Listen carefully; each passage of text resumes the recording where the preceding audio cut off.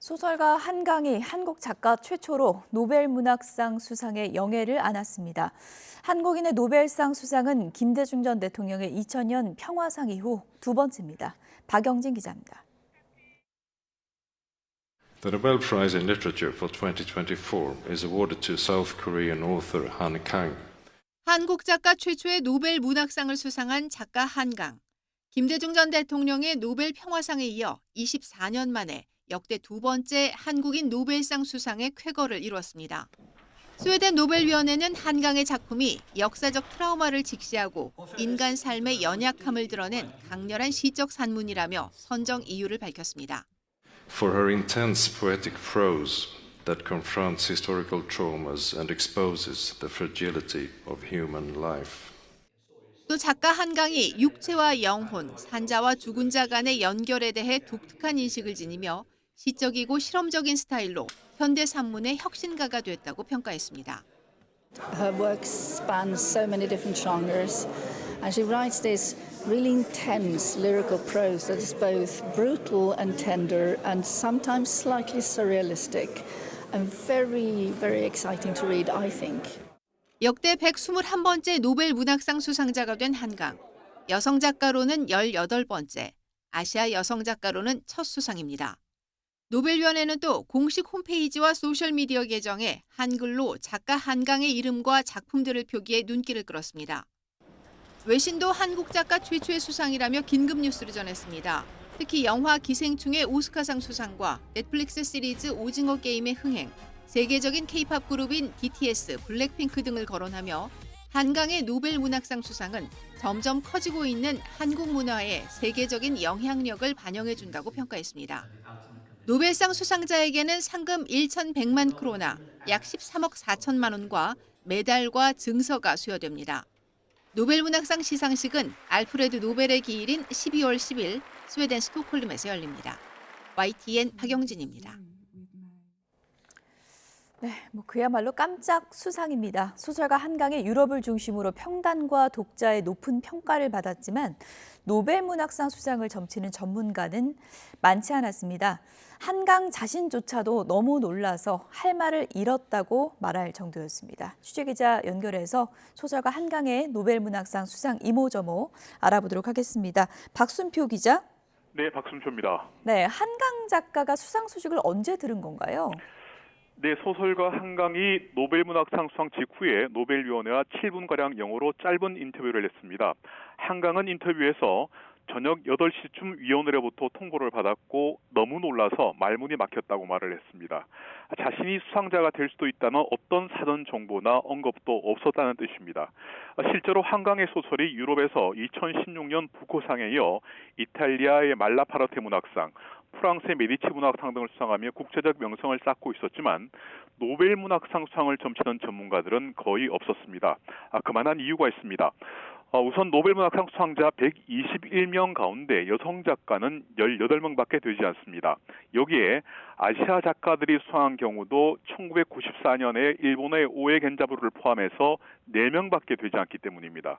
결과적으로 작품의 완성도나 인지도를 떠나서 아시아의 50대 여성 작가인 한강이 노벨 문학상 수상자로 선정된 것은 그만큼 놀라운 일입니다. 어제 노벨위원회와 짧은 인터뷰는 했는데 아직 국내 팬들에게 공식적인 입장을 낸 건 아니죠? 그렇습니다. 아시다시피 노벨 문학상은 우리 문학계가 오랫동안 기다려왔던 소식입니다. 하지만 너무 갑작스러워서 그런지 아직 출판 문학을 담당하는 기자들에게도 소설가 한강이 지금 어디에 있는지 언제 공식 회견을 하는지 등의 소식이 알려지지 않고 있습니다. 심지어 공식 회견을 한다면 어떤 출판사가 주관을 할지조차도 정확하게 정해지지 않은 상태입니다. 실제 소설가 한강이 그동안 책을 낸 출판사가 채식주의자, 소년이 온다 등의 창작과 비평, 그리고 바람이 분다 가라의 문학과 지성사, 작별하지 않는다, 디 에센셜 등의 문학 동네 등 여러 곳이 있기 때문입니다. 따라서 출판사들이 소설가 한강 씨의 의견을 물어서 공식 회견 일정 등을 현재 조율하고 있는 것으로 알려지고 있습니다. 이번 노벨 문학상 수상을 계기로 출판계와 서점가에서는 다시 문학붐이 불기를 기대하는 분위기죠. 그렇습니다. 보통 문학평론가들에게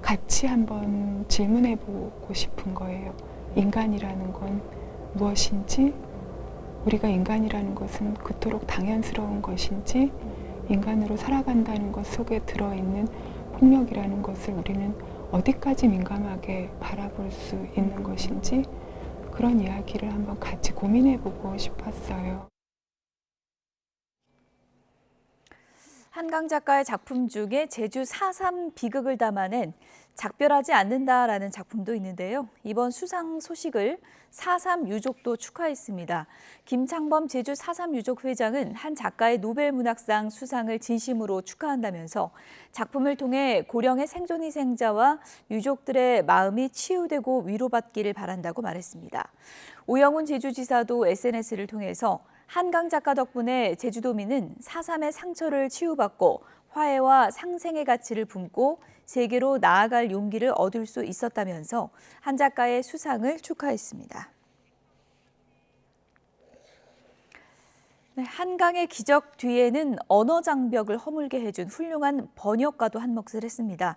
한강의 작품을 세계에 알린 1등 공신, 지금 화면으로 만나보시죠. 네, 지난 2016년 한강이 채식주의자로 세계 3대 문학상 중 하나인 맨 부커 인터내셔널상을 수상할 때입니다. 네, 바로 옆에 있는 여성, 영국인 번역가 데버러 스미스 씨인데요. 당시에 28세에 불과했습니다. 영국 캠브리지대에서 영문학을 전공한 뒤 2010년 독학으로 한국어를 배우기 시작한 스미스. 그렇게 한국어를 배운 지 3년 만에 소설 채식주의자의 매력에 빠져서 번역은 물론이고 출판사 접촉과 홍보까지 도맡은 것으로 알려졌는데요. 단어 하나하나 사전을 뒤져가며 한국어를 공부한 스미스의 번역은 간결하면서도 해석의 다양성을 존중하는 게 특징이라고 합니다. 그래서 한강처럼 시적이고 관념적인 문체를 구사하는 작품과 만났을 때는 시너지를 냅니다. 특히 한국 고유의 단어를 풀어쓰기보다는 그대로 사용하는 번역가기도 한데요. 예를 들어서 소주를 코리안 보드카, 만화를 코리안 망가 이런 식으로 다른 문화에서 파생된 걸로 쓰는데 반대한다면서 한각시 또 다른 작품 소년이 온다 번역에도 형, 언니 이런 단어를 그대로 썼다고 합니다. 이런 스미스의 번역에 대해 한강 역시 작품에 헌신하는 아주 문학적인 사람이라며 좋은 번역자를 만난 건 행운이었다고 고마움을 표현하기도 했습니다. 그동안 아시아의 변방으로 자리했던 한국 작품을 이렇게 노벨 문학상의 문턱까지 넘어선 데는 그 누구보다 작가의 세계를 세상에 알리기 위해 고민했던 번역가의 노력도 숨어 있었습니다. 한국 작가 최초로 노벨 문학상을 받는 소설가 한강의 상금 13억 원 정도 된다고 하는데요. 모두 비과세 처리됩니다. 소득세법 시행령 18조는 비과세되는 기타 소득으로 노벨상 또는 외국 정부, 국제기관, 국제단체 기타 외국의 단체나 기금으로부터 받는 상의 수상자가 받는 상금과 부상을 명시하고 있습니다. 이에 따라 한강 작가는 상금을 세금 없이 받게 되는데요. 노벨상 수상자에게는 상금 1,100만 크로나, 약 13억 4천만 원과 메달, 그리고 증서가 수여된다고 합니다. 네, 한강 작가 수상 소식은 잠시 뒤에 더 자세하게 짚어드리도록 하겠습니다. 다음 소식입니다. 한국은행 금융통화위원회가 오늘 3년 2개월 만에 기준금리를 인하했습니다. 3.5%에서 0.25%포인트 내렸는데요. 높은 금리와 물가에 억눌린 내수 경기를 살리기 위해서입니다. 취재기자 연결되어 있습니다. 이승은 기자. 네, 이승은입니다. 네, 이번에 내릴지 관심이 쏠렸었는데 결국 인하했네요. 그렇습니다. 한국은행 금융통화위원회는 3.5%인 기준금리를 3.25%로 0.25%포인트 내렸습니다. 지난해 2월부터 지난 8월까지 이어진 13차례 최장 동결 행진을 마치고 3년 2개월 만에 통화 정책을 전환했습니다. 이창용 한은 총재의 발표를 들어보시겠습니다. 먼저 물가 상승률이 낮아지면서 실질금리 측면의 통화 긴축 정도가 강화되고 성장 전망의 불확실성이 높아진 만큼 금리 인하를 통해 긴축 정도를 완화할 필요가 커졌습니다.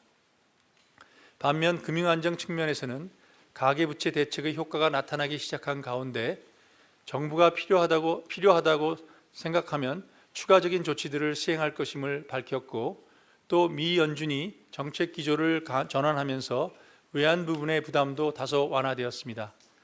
따라서 오늘 기준금리를 25bp 인하하고 그 영향과 대내외 정책 여건을 점검해 나가는 것이 적절하다고 보았습니다. 네, 이처럼 금리 인하 배경에는 물가와 가계부채 증가폭 둔화가 크게 작용했습니다. 지난달 소비자 물가 상승률은 1.6%로 3년 6개월 만에 최저였습니다. 지난달 말 기준 5대 은행 가계대출 규모는 730조 9천억 원대로 한 달 전보다 5조 6천억 원 느는 데 그쳐서 증가폭이 한 달 전보다 4조 정도 줄었습니다. 10월 첫째 주 서울 아파트값 증가폭도 0.1%로 나타나면서 4주째 상승률이 주춤했습니다. 게다가 미국 금리 인하가 시작돼 미국과의 금리 차가 1.5%포인트로 줄어들면서 환율 상승이나 외국인 자금 유출 걱정도 덜었습니다. 이런 상황에서 고금리와 고물가에 억눌린 내수 경기를 뒷받침할 필요성이 커졌습니다. 지난 2분기 민간 소비가 0.2% 줄었고 설비 투자가 1.2%, 건설 투자도 1.7% 줄었습니다. 이에 따라 2분기 실질 국내 총생산은 1분기보다 0.2% 줄었습니다.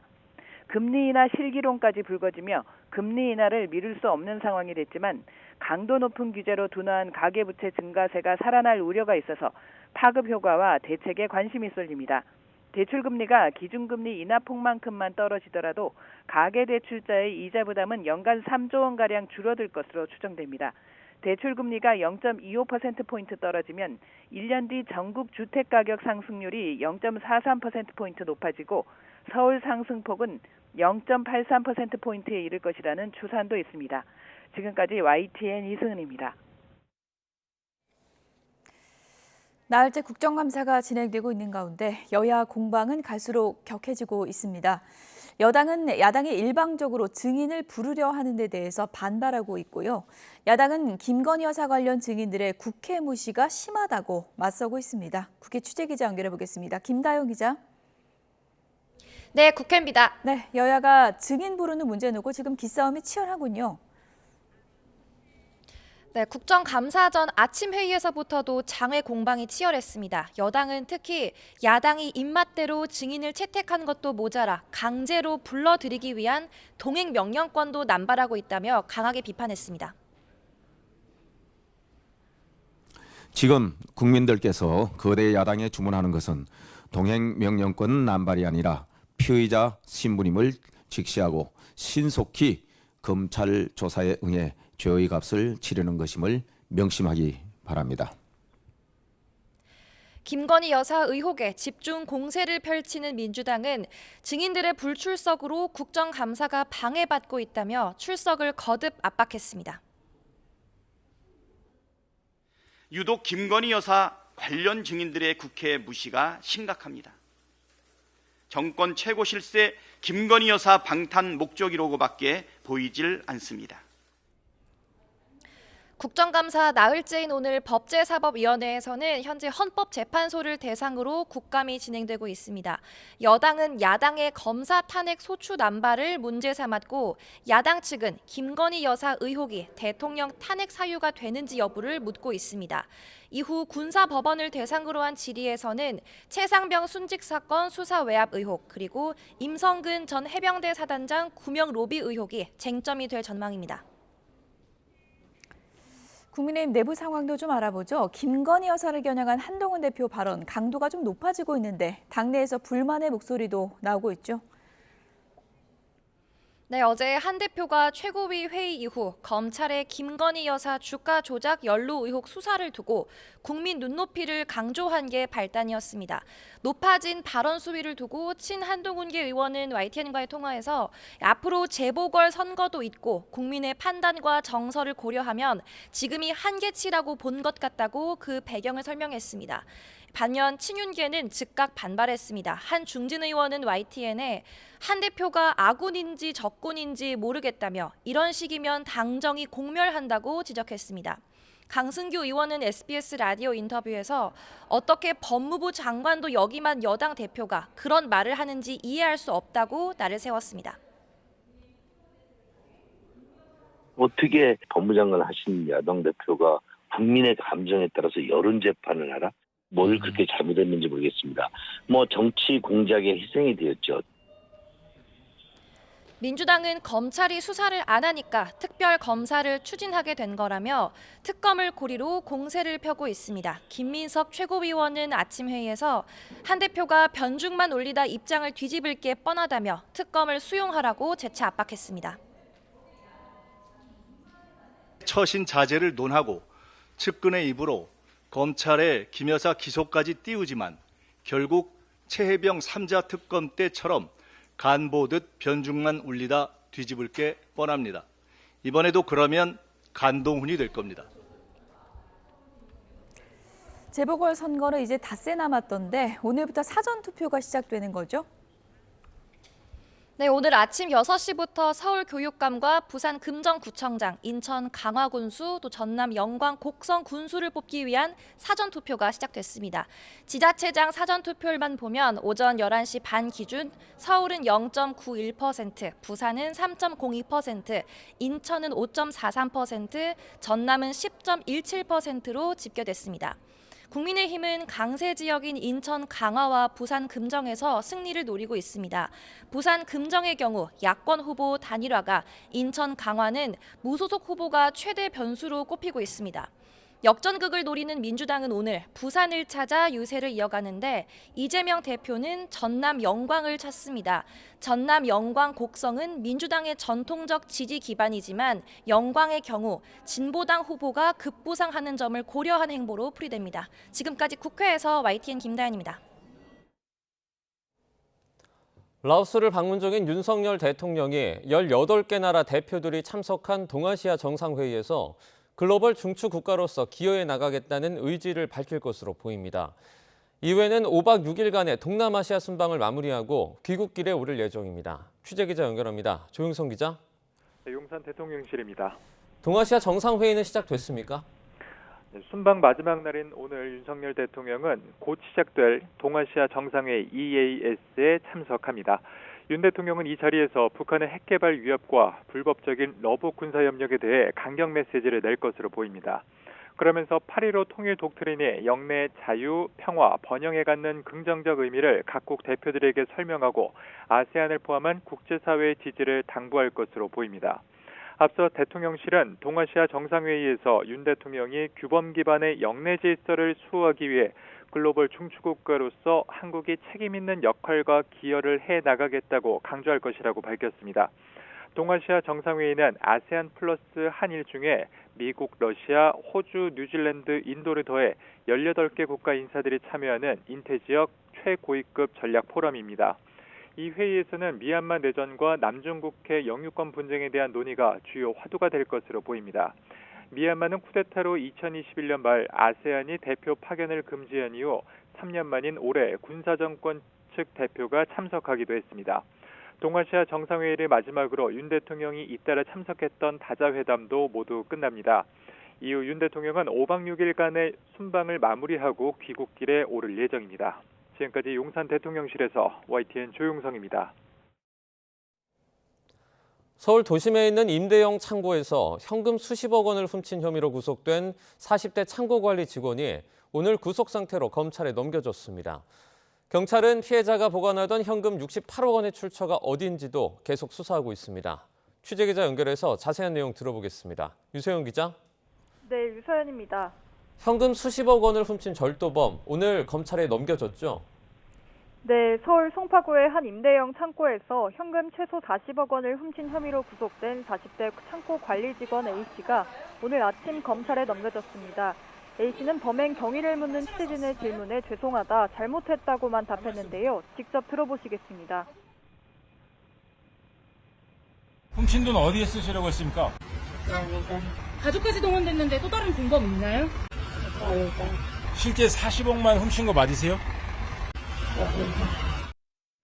지난달 27일 경찰은 창고에 보관했던 현금 68억 원이 사라졌다는 신고를 접수했습니다.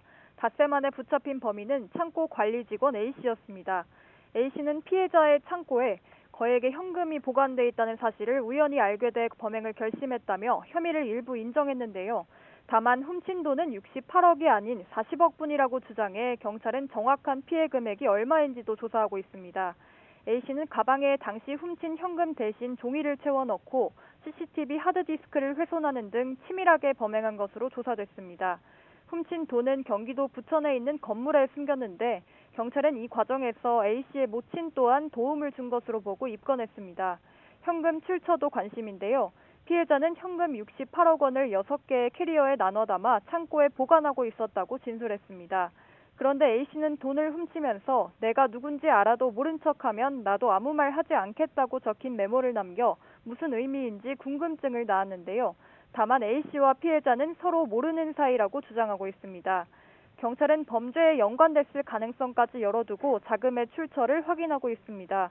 경찰에 자신을 자영업자라고 밝힌 피해자는 돈이 어디서 왔는지 등에 대해서는 아직 명확하게 설명하지는 않은 것으로 전해졌습니다. 지금까지 사회부에서 YTN 유서연입니다. 오늘 새벽 1시쯤 대전 복수동의 한 아파트 지하주차장에서 30대가 음주운전을 하다 차 30대를 들이받았습니다. 대전 서부경찰서는 음주운전 혐의로 30대 A씨를 불구속 입건했다며 A씨가 대리운전으로 지하주차장에 도착을 한 뒤 운전해서 2개 층을 돌아다니며 사고를 냈다고 밝혔습니다. A씨의 혈중 알코올 농도는 0.1% 이상으로 면허 취소 수치에 해당하는 것으로 조사됐습니다. 경찰은 A씨를 우선 집으로 돌려보냈고 조만간 다시 불러 조사할 계획이라고 말했습니다. 14명의 사상자를 낸 서울시청역 역주행 사고 운전자 측이 첫 재판에서 혐의를 부인했습니다. 교통사고 처리법상 치사 혐의 등으로 구속 기소가 된 차모 씨 측은 오늘 서울중앙지방법원에서 열린 첫 재판에서 검찰에 공소 사실을 부인한다고 밝혔습니다. 차 씨 측은 가속 페달을 밟지 않았는데도 급속히 차량에 속도가 붙었고 브레이크도 작동하지 않았다며 차 씨가 경적을 울리는 등 조치를 취하지 않았다고 해도 과실이 있다고 할 수 없다고 밝혔습니다. 차 씨는 지난 7월 밤 9시 반쯤 서울시청역 인근 웨스틴 조선호텔 지하주차장에서 차를 몰고 빠져나오다가 역주행을 하며 인도로 돌진해 9명을 숨지게 하고 5명을 다치게 한 혐의를 받습니다.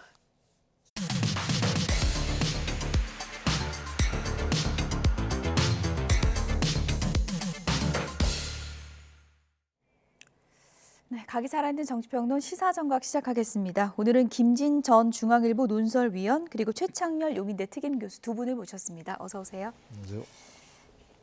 네, 먼저 첫 번째 키워드 확인해 보겠습니다. 네, 자해 발언을 삼가라. 윤상현 의원이 한동훈 대표에 대해서 이렇게 비판을 했습니다. 김건희 여사 논란과 관련해서 한동훈 대표의 발언이 세지자 윤상현 의원이 이렇게 저격한 것인데요. 내용 먼저 그래픽으로 좀 보도록 하겠습니다. 김건희 여사에 대한 악마화 작업에 부환해동하는 것이 아니라면 자해적 발언을 삼가야 한다. 이렇게 얘기를 했고요. 수사가 객관적 사실과 법리에 근거해서 결론을 내는 것이지 국민 눈높이에 맞추라는 식은 법무부 장관까지 했던 사람의 발언으로는 상상조차 하기가 어렵다. 이렇게 공격을 했습니다. 김진 의원님, 그러니까 도이치모터스 수사 관련해서 한동훈 대표가 국민이 납득할 만한 결과가 나와야 한다. 이런 발언에 대해서 반격을 한 거거든요. 어떻게 보셨습니까? 한동훈 대표의 정치 인생의 최대 패착 발언이라고 봅니다. 아주 잘못한 것이죠. 우선 검사로서의 정체성 이런 것을 자신이 스스로 부정을 하는 것이고 뭐 여당 대표이기 이전에 아니 검사가 어떤 피의자를 수사를 해서 기소하느냐 불기소하느냐는 사실관계와 법리에 따라서 결정을 하는 것이지 그 사람에 대한 여론 아니 그러면 여론조사가 나쁜 피의자들은 검찰이 전부 다 국민의 눈치를 봐서 기소를 해야 됩니까? 검사로서 정치인 이전에 검사 출신으로서의 정체성과 이런 것들을 완전히 부정을 하는 패착이라고 보고 저것은 앞으로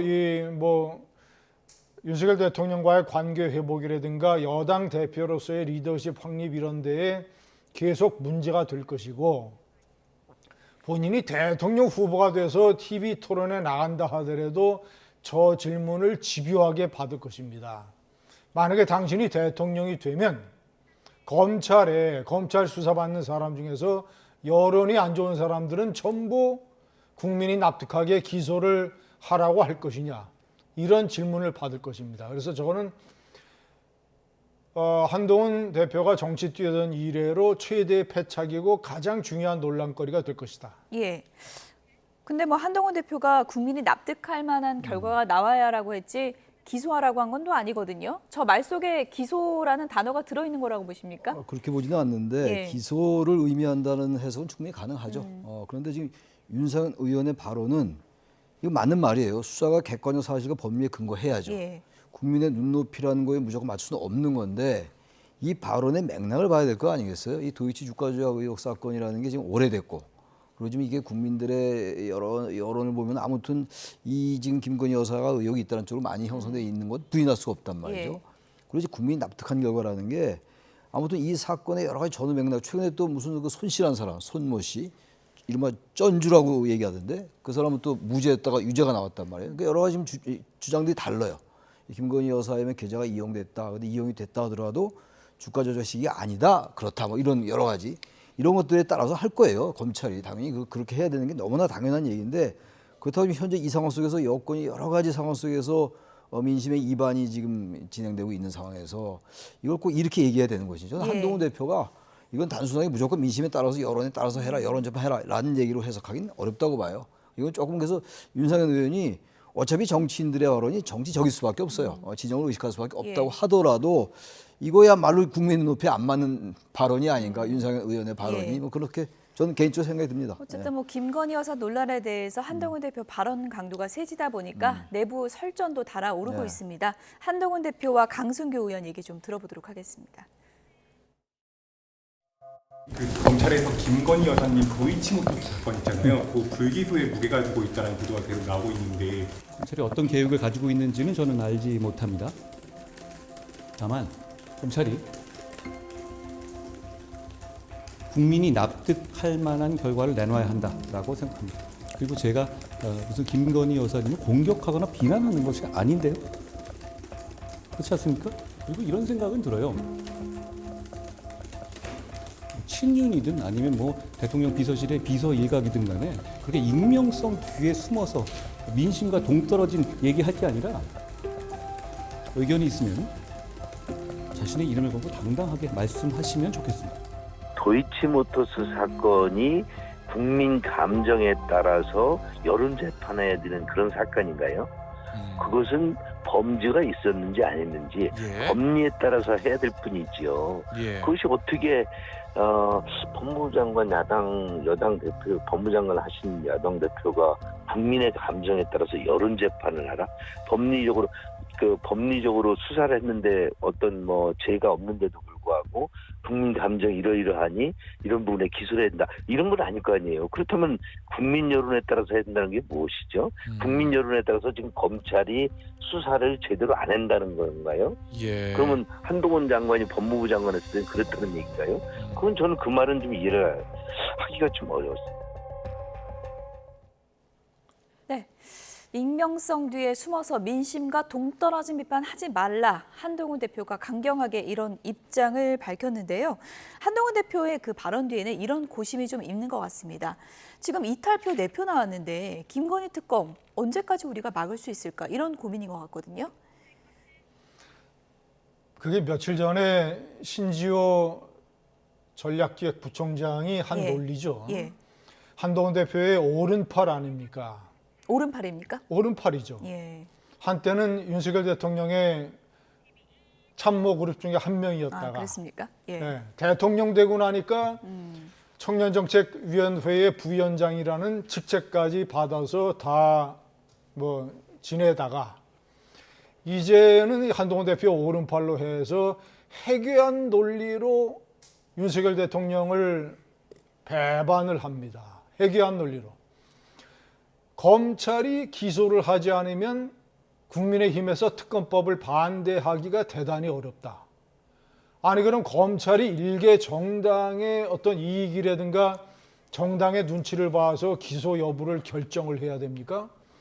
저 말이 나온 직후에 한동훈 대표의 발언이 있었기 때문에 한동훈 대표의 납득할 만한 수사 결과라고 하는 것은 신지호 부총장이 얘기하는 검찰이 기소를 해야 된다는 뜻이라는 게 명백하잖아요. 예? 미리 한동훈 대표의 동의를 얻고 심지어 부총장이 얘기를 한 것이고 예. 그리고 한동훈 대표가 요새 기자들과의 일문일답을 하는 거면 말끝마다 꼭 한 번씩 민심, 국민 눈높이 얘기를 합니다. 그렇죠. 예. 이것은 정치 지도자로서 대단히 위험한 발언이다. 국민은 사안마다 시시비비가 다르고 종류가 다르고 다 다릅니다. 국민은 옳은 국민이 있고 틀린 국민이 있어요. 틀린 국민은 대표적으로 선동에 넘어가서 팩트를 무시하고 감정적으로 소리 지르는 국민이 틀린 국민이에요. 광우병 때의 국민들, 예? 일본의 태평양 전쟁 때 군국주의 정권을 지지했던 일본 국민들. 예? 그래서 저런 식의 어떤 민심 운운하는 한동훈의 자기 나름대로의 어떤 자기 정치가 과연 제가 봤을 때는 먹힐 것인가. 원칙과 상식에 대한 정면 도전인데 그래서 저는 이 사태가 굉장히 심각하다고 봅니다. 민심을 자꾸 이런 식으로 들먹이는 게 좋지 않다라고 이제 얘기를 해주셨는데 뭐 민심에 대한 규정이나 판단은 뭐 다 다를 수 있기 때문에 김재니 의원이 뭐 개인적인 판단으로 제가 이제 정리를 좀 하고 넘어가도록 하겠습니다. 어쨌든 만약에 불기소가 됐을 때 특검까지 국민의힘이 막는다면 그 여론을 감당할 수 있겠느냐. 이게 친한 쪽. 지금 우리는 거의 한계에 왔다. 이게 친한계 쪽의 얘기거든요. 그건 어떻게 보세요? 그 여권 전체가 지금 예. 친한과 이른바 친윤의 생각이 전혀 다르잖아요. 그럼에도 불구하고 물론 국민들의 생각이 다 다르죠. 예. 5,700만이 다 같습니까? 그렇지 않죠. 근데 국민 일반 이거는 여론이 분명히 있어요. 그걸 민심이라고 그래요. 퍼블릭 오피니언이라고 하기도 합니다만 아무튼 지금 여권은 엄청난 위기예요. 그거 부인합니까? 아무리 친윤계 분들이라고 해서 그거 부인하지는 않을 것 같은데 그 현재 여권이 봉착한 위기의 근원이 뭘까요? 본질이 뭘까요? 그걸 한번 봐야죠. 여기서 발언 한마디를 가지고 여론 재판하는 거 아니냐 이런 식의 발언하는 저분들이 난 이해가 안 가요. 예. 아직도 지금 여권이 위기에 처한 이 본질을 이해 못하고 있다라고 보는 것이고 세상에 그 법리나 사실과 증거에 입각해서 그 검찰이 기소하는 게 당연한 거죠. 그렇게 하지 말고 무조건 여론에 따라서 이른바 국민정서법에 해라. 그렇게 얘기한 사람이 어디 있습니까? 현대에 와서. 예. 근데 어떤 도이치 주가 조작 의혹 사건이라는 게 여러 가지 오래된 얘기들이고 예. 말이죠. 주장이 다르고 이런 상황이니까 법리에 의해서 하되 이게 만약에 문제가 있고 혐의가 있는데도 불구하고 불기소하면 안 된다. 이런 의미 아니겠어요? 예. 그렇게 해석하는 게 정상이 전 맞다고 보는데 이것도 억지로 비비 꽈가지고 윤석열 의원이 그럼 법리와 사실에 입각하지 말라는 얘기냐 이렇게 얘기하면은 이건 무슨 아이들 이렇게 무슨 말꼬리도 아니고 이렇게 접근하면 안 된다고 봐요. 현재 민심이 뭔지 왜 지금 현재 정권이 자꾸 입안다고 있는지 민심으로 또 이걸 생각해야 되는 거죠. 본질이 놔두고 자꾸 딴 걸 생각합니까? 어쨌든 뭐 기소하냐 아니냐는 안 하냐는 이제 검찰의 몫인 몫이에요. 거고요. 예. 여러 논란이 이제 계속되면서 여론이 이제 나빠진 것은 사실이고 김준희 의원께서도 얼마 전에 김건희 여사가 그래서 직접 사과를 좀 하는 것도 좋을 것 같다라는 이제 의견을 주셨는데 지금 타이밍이 너무 늦어졌다는 그런 또 지적도 있거든요. 그건 어떻게 보세요? 타이밍이 늦어도 늦은 건 아니죠. 저는 연초부터 명품백 사건이 터졌을 때부터 대국민 사과를 아주 정식으로 해야 된다고 주장을 해왔는데 예. 자 이제 이 문제를 해결하는 방법을 한번 생각을 해봅시다. 예. 만약에 한동훈 대표가 저런 식의 입장을 고수를 해서 검찰이 불기소했을 때 그래서 특검법을 세 번째 발의했을 때 대통령이 거부권을 행사를 했는데 한동훈 대표가 지난번처럼 이것은 당론으로 부결하는 게 아니라 자유투표에 맡긴다라고 한다고 생각을 해봅시다.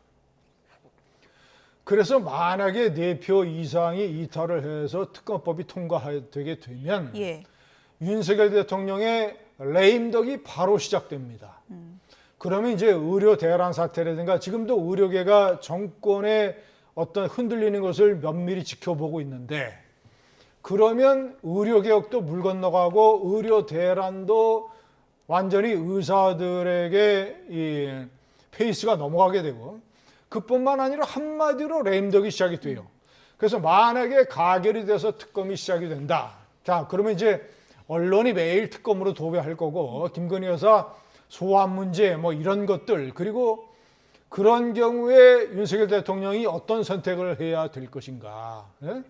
윤석열 대통령이 아마 제가 봤을 때는 성격이라든가 스타일상의 승부수를 생각할지도 모릅니다. 예를 들어서 탈당 같은 거. 예. 예? 탈당을 하게 되고, 그리고 한동훈 대표의 저 발언이 원칙과 상식과 법리에 정면으로 위배되는 것이기 때문에 친윤계가 한동훈 대표하고 헤어질 결심을 할 수 있는 명분도 될 수 있어요. 헤어진다는 건 어떻게 헤어지는 건가요? 뭐 예를 들어서 한동훈 대표의 이제 이 재보궐선거 결과도 이제 지켜봐야 되겠습니다만은 리더십의 문제, 당의 분란 문제, 대통령과의 갈등 문제를 거론을 하면서 한동훈 대표의 사퇴를 압박할 수도 있는 것이고, 예. 그리고 이제 슬슬 분당이라든가 탈당이라든가 이런 얘기도 나올 수 있는 것이고, 윤석열 대통령이 탈당도 고려할 수 있는 것이고, 아니 지금 윤석열 대통령에게 어떤 이 변화할 수 있는 여지를 한동훈 대표가 확 막아버렸어요. 그래서 윤석열 대통령과 김건희 여사에게 남은 유일한 카드는 대국민 사과입니다. 예. 그런데 그것은 명품백 사건에 관한 것이고 도이치모터스 사건은 검찰 판단에 맡길 수밖에 없는 거예요. 또 하나 이제 생각할 수 있는 카드는 검찰 수사심의위원회라고 하는 객관적인 기구를 열어서 최종 결정을 예. 그쪽으로 넘기는 방안 같은 것이 생길 수 있겠죠. 예, 워낙 뭐 명태균 씨 논란도 그렇고 여러 가지 사안이 있기 때문에 좀 복합적일 수 있다, 사과가, 이런 얘기도 있는데, 어쨌든 친윤계에서는 한동훈 대표가 왜 이렇게 공개적인 자리에서 자꾸 당 내부 문제를 불거지게 하느냐, 이런 불만도 털어놓고 있는 게 사실입니다. 김경일 전 비대위원은 이 지적에 대해서 이렇게 얘기를 했습니다. 들어보시죠.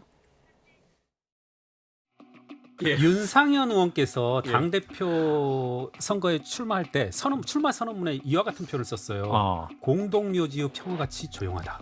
아주 심각한 문제들이 계속 제기되고 터지고 있음에도 불구하고 누구에게나 침묵을 강요하는. 그러니까 제가 이 비대위원을 하면서 가장 많이 들었던 말이, 국힘 내부 관계자로부터 가장 많이 들었던 말이 말 좀 하지 마라. 아니 비대위원으로 왔는데 그럼 뭐 하라는 건지 저보고. 지금 그러니까 한동훈 대표에 대해서도 한동훈 대표는 말 그대로 명실상부하게 당의 최고 인사인데 비공개를 해라. 아니 제 생각엔 또 그래요. 한동훈 대표가 비공개로 여러 가지 방식으로 이야기하지 않았었을까 그간. 그래놓고서는 어떤 공개적인 문제 제기를 하니까 말하지 말아라. 비공개라. 이게 웃기는 거죠. 이게 그럼 무슨 정당이에요? 네, 당대표가 당에 문제가 있어서 문제 제기하는데 비공개로 하라. 그게 무슨 정당이냐, 이런 반박이거든요.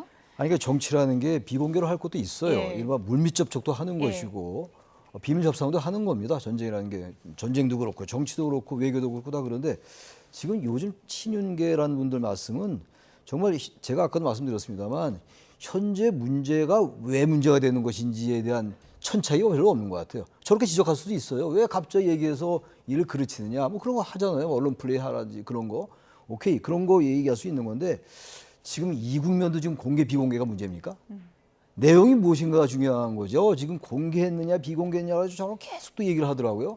비공개하면 공개를 함으로써 뭔가 대통령실이 뭐 입지가 어려졌다라든지 뭐 이런 얘기인데 그런 부분이 좀 있다 하더라도요. 그건 본질이 아니라고 저는 봅니다. 그래서 공개 비공개가 어떻게 본질이겠어요? 아니 그리고 당대표가 가끔은 공개적으로 얘기할 수도 있는 거죠. 예를 들어서 길 가다가 무슨 행사 끝나고 나올 때 기자들이 질문을 해요. 그것도 얘기하면 안 되겠네요? 아니, 세상에 그런 정당이 어디 그런 나라가 있어요. 공개할 때도 있고 기자들하고 대화하다가 얘기가 나오면 그게 또 이슈가 될 수도 있는 거죠. 저걸 가지고 여러분이 공개다 비공개다 정말 전 그 정권의 핵심이라는 분들 다 그런 건 아니겠습니다만 저분들이 왜 정치를 저렇게 접근하지 이해가 잘 안 갑니다. 개인적으로. 대통령만 비호하는 게 당대표 역할이냐, 문제가 있을 때는 공개적으로 얘기할 수도 있는 게 아니냐라는 게 친한계 발언 취지인 것 같은데요. 어떻게 보세요? 그건 그렇지 않죠. 정치 메커니즘을 모르는 얘기입니다. 대통령은 집안의 아버지고 여당 대표는 어머니예요. 아버지하고 어머니가 부부싸움을 할 수도 있습니다. 그런데 집안에서 그 소리가 담장 밖으로 넘어가지 않게 해야지 어머니가 마을 회관에 찾아가서 남편 욕을 해대면 그 집안과 그 집안의 애들이 어떻게 되겠습니까? 예? 대통령과 여당 대표는 특히 여당 대표는 말을 가려서 할 줄 아는 스킬과 현명함이 있어야 돼요. 예를 들어서 김건희 여사 도이치 사건 국민이 납득할 수 있는 수사 결과를 내놔야 된다. 이건 마을회관에 가서 남편을 공개적으로 압박을 하는 거예요. 그러면 그 집안의 문제를 해결하겠다는 거예요? 아니면 나는 여차하면 이혼을 작정을 하고 내 목소리를 키우고 내 정치를 해야 되겠다라고 하는 이상한 어머니 아니에요. 저런 어머니하고 아버지의 정당이 성공한 예를 못 봤습니다. 김무성 대표도 저 정도로까지는 하지 않았어요. 보수는 제가 봤을 때는 비겁해요.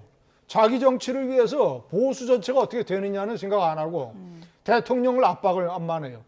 진보 정권에서 대통령과 대통령 주변 가족이 잘못했다고 해서 민주당의 당대표가 공개적으로 담장 밖에 나가서 마을회관에 가서 대통령 공격한 적이 있어요? 한 번도 없어요. 한 번도. 역사상 그런 대표는 당원들에게 완전히 쫓겨나게 됩니다. 예? 박근혜 정권이 왜 망했어요? 유승민 원내대표가 국회에 가서 공개적으로 대통령을 비난하고 정책을 비판을 해서 그때서부터 정권이 망했잖아요. 정말 이제 제가 판단할 때는 진보는 얕고 보수는 엉성하고 비겁해요. 뭐 아버지 어머니 비유가 뭐 많은 분들이 동의하실지 모르겠지만 이제 비유를 해주셔서 제가 굳이 질문을 드리면 어쨌든 뭐 집안의 문제를 공개적으로 얘기하는 건 맞지 않다 이렇게 이제 비유를 해주신 건데 그래도 비공개적으로나 혹은 뭐 다른 사람을 통해서 조용히 얘기를 해도 계속 얘기가 들어가지 않거나 전달이 안 될 때는 공개적으로 얘기할 수도 있는 거 아니냐 이런 또 시각도 있을 것 같거든요. 그건 어떻게 보세요? 그렇지 않죠. 그런 경우에도 공개적으로 얘기를 해서는 안 되고 한동훈 대표 같은 이상한 어머니는 지금까지 비공개적으로 문제를 해결하려고 하는 노력을 거의 하지 않았어요. 드러난 팩트에 의하면 김건희 여사가 내가 사과할 수 있다는 문자를 4번 보냈는데 다 씹었었지 않습니까? 그리고 이번에 김건희 여사를 기소해야 되느냐 불기소해야 되느냐 자신이 대통령을 찾아가서 조용하게 왜 얘기를 못해요? 할 수 있죠. 그런데 미리 저렇게 기소해야 된다라고 이렇게 선을 그어 놓으면 그 집안 문제가 해결이 되겠습니까? 어쨌든 지금 뭐 한동훈 대표 발언이 세지면서 분위기가 조금씩 기류가 안 좋아지다 보니까 이러다 뭐 독대를 할 수 있겠나 뭐 이런 얘기들이 지금 나오고 있는 상황입니다. 독대가 그대로 뭐 잘 이루어질 수 있을 것인가 이 부분과 관련해서도 뭐 갑론을박에 있는 것 같은데요. 관련 얘기를 한번 들어보도록 하겠습니다. 특검법 내표 이탈 그리고 한동훈 대표 측에서 계속 그 얘기 나오잖아요.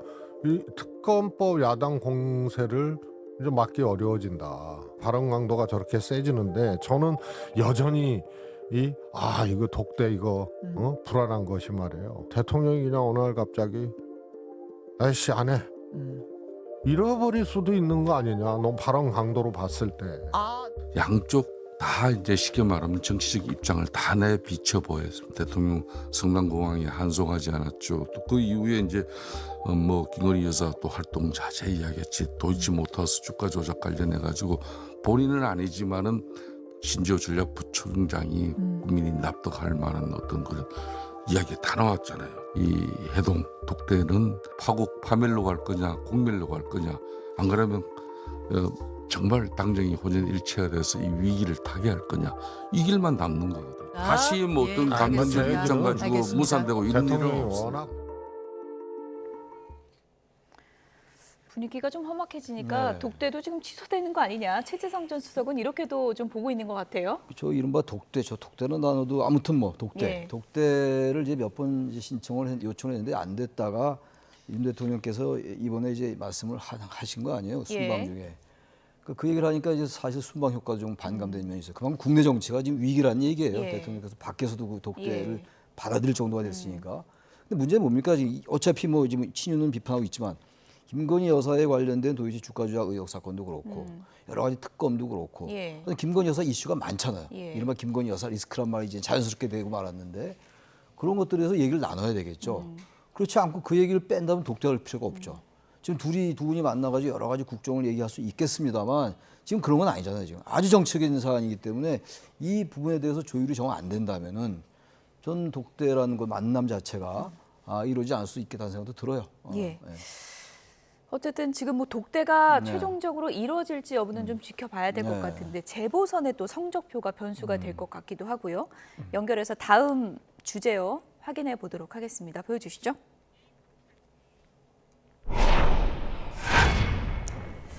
얼어붙은 민심이라고 표현을 해도 될까요? 여론조사 업체마다 조사 내용을 보면 윤석열 대통령 국정 지지율이 연일 최저치를 찍고 있는 여론조사 결과들이 많이 있습니다. 보여주시죠. NBS 여론조사에서도 최저치를 기록했습니다. 20%대 계속 기록했었는데 24%까지 떨어졌고요. 지역별 지지율을 보면은 좀 눈여겨봐야 되는 부분이 있습니다. 바로 서울 지역인데요. 서울이 18%, 10%대까지 떨어졌습니다. 2주 전과 비교해 봤을 때 9%포인트 떨어진 것인데요. 10%대 서울 지역 지지율이라는 것은 조금 대통령실 입장에서는 무겁게 받아들일 수밖에 없을 것 같은데 어떻게 보십니까?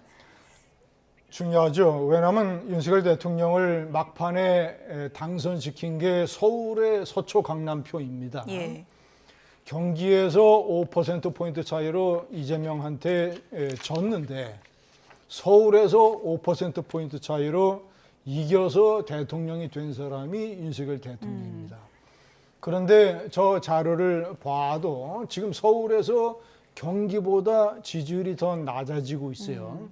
자, 그렇다면 윤석열 대통령을 당선시킨 서울의 핵심 지지층 중에서 상당수가 등을 돌리고 있다라고 봐야죠. 그것은 윤석열 대통령이 김건희 여사 문제라든가 이런 것들을 당당하게 처리하지 못한 데 대한 실망감의 표현이라고 보여집니다. 예. 지금 뭐 지역별로 이렇게 순위를 보면 호남 다음으로 서울이 낮거든요. 서울에도 물론 여러 지역분들이 예. 계시죠. 그럼에도 불구하고 서울이란 지역이 대한민국 수도로서 이른바 중산층, 중도층, 수도권, 뭐 우리가 중수층 그런 얘기 하잖아요. 흔히. 그런 곳이기 때문에 이게 민심의 바로미터예요. 저기서 저렇게 경기도보다 떨어진다는 건요. 아까 뭐 얘기를 앞에 많이 나눴습니다만 이게 민심의 아까 뭐 도시 주가 조작 의혹 사건도 그렇고 여전히 저기 권력의 핵심 이란 분들의 인식이 아까 발언들 나왔잖아요. 소개됐잖아요. 예. 화면에. 그런 인식을 가지고 있다면 전 지지율 반등되기 어렵다고 봐요. 여전히 지금 시대와 동떨어지고 현재의 상황과 대단히 모르는 얘기를 하고 있는 거예요, 지금. 그 발언의 의미라니 왜 그 발언이 나왔냐를 보려 하지 않고 자꾸 과거의 퇴행 쪽이고 그런 식의 관점과 인식 가지고 들여다보고 있는 거예요. 예. 그런 것 때문에 저렇게 전 떨어지는 게 아닌가라고 생각을 해요. 예. 그래서 친윤 핵심이나 대통령께서 인식이 바뀌어야 돼요.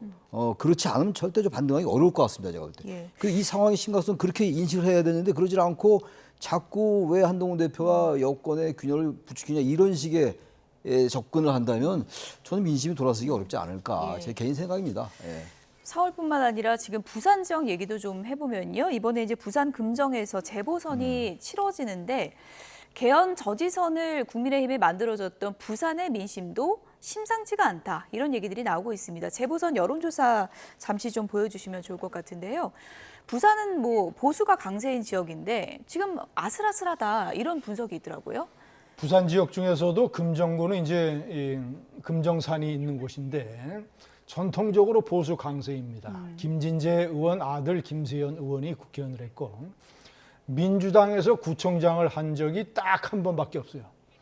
그리고 지난 총선에서 국민의힘이 56%, 민주당이 43%, 예. 13%포인트나 차이가 났었는데 방금 전에 여론조사를 보면 3%포인트 차로 줄었어요. 그래서 저는 지난 4월에 총선 이후에 6개월 만에 전국적인 표심이라든가 이런 것들이 많이 달라지고 부산에서도 변화가 있었을 가능성이 높다. 그러면 과거의 전력만 가지고 이번 구청장 선거를 판단하기가 대단히 힘들다. 그리고 무슨 특히 야권이 후보 단일화를 했기 때문에 예. 저걸 지켜봐야 되고 부산 구청장을 만약에 뺏기게 되면 강서구청장 선거 참패에 못지않은 예. 타격이 국민의힘에 받고 한동훈 대표에게도 치명적인 그런 영향이 있을 걸로 판단됩니다. 예. 과연 이거 뭐 예단할 수는 없는데 만약에 보수 강세 지역이긴 하지만 국민의힘이 패배한다면 그런다. 그것이 오로지 한동훈 대표 책임인가? 이 문제를 놓고서는 상당히 또 시끄러워질 것 같거든요. 또 싸우겠죠. 예. 또 책임론 가지고 이제 만약에 강화나 금정을 이기면 그런 문제는 안 생기겠죠. 근데 만약에 지게 되면 말이죠. 뭐 가정컨대 한동훈 대표 책임론을 엄청 제기하고 나올 거예요. 대통령의 그동안의 여러 가지 국정 행태라든지 이런 것들에 대한 어떤 지적, 반성, 성찰 이런 게 우선되면 또 반등할 수 있어요. 정치 생물이니까. 근데 여전히 봐라 저렇게 한 대표가 저런 얘기를 하고 공개적으로 얘기하고 다니고 직격하고 저격하니까 진 거 아니냐라고 나올 공산이 크다고요. 그렇게 되면 여권은 자중질환에 빠질 겁니다. 그렇게 자꾸만 가면은 이 상황은 다른 국면으로 갈 것이다. 다른 새로운 국면. 여기서 짧은 시간 얘기하기 어려운 전혀 새 국면으로 갈 가능성이 높다고 생각합니다. 예. 끝으로 김진희 의원님께 이거 좀 여쭤볼게요. 어쨌든 뭐 당대표의 리더십에 대해서는 뭐 갑론을박이 있을 수 있는 것 같고 이 지지율 성적표를 보고 이제 용산에도 이제 변화를 촉구하는 그 민심이 담긴 건 맞지 않겠습니까? 어떤 부분을 용산이 좀 바꿔나가야 된다고 보십니까? 윤석열 대통령을 대통령으로 만든 이유가 그를 이 압살하려고 하는 문재인 대통령 권력에 맞서서 당당하게 싸웠던 것 때문에 된 거예요. 그러니까 서울대 법대 출신의 검사 출신을 대통령으로 국민이 맞는 것은 그거였는데 가장 핵심적인 그 부분이 크게 흔들리고 국민들에게 실망감을 주는 것이죠. 지금 윤석열 대통령에게 참 갑갑하고 안타까운 것은 총선 전에 연초에 일찍 대국민 사과를 해서 명품백 사건이라든가 이런 것들에 대해서 국민들의 궁금증을 해소하고 정면 돌파를 했다면 20적 정도가 더 생겼을지 모른다. 그러면 지금 김건희 여사 특검법 뭐 8표가 이탈하느냐 마느냐 이 걱정 안 해도 돼요. 저는 윤석열 대통령이 큰 실수를 했다고 봅니다. 예? 당당하지 못한 모습을 국민에게 보였었어요. 이제라도 내가 내 부인이기 때문에 감싸고 돈다라는 이미지를 불식시키고 모든 걸 정면으로 다 국민들에게 얘기를 해야 돼요. 만약에 도이치 사건 불기소하게 되면 이것도 왜 불기소했느냐 이것도 검찰도 밝히고 대통령도 얘기를 하고 이러는 것이 뭐 저는 유일한 방법이라고 봅니다. 네. 다세대의 뭐 재보선 성적표가 나오면 또 한 번 좀 술렁일 것 같습니다. 지금까지 김진전 중앙일보 논설위원, 최창렬 용인대 특임교수 두 분이었습니다. 고맙습니다. 네.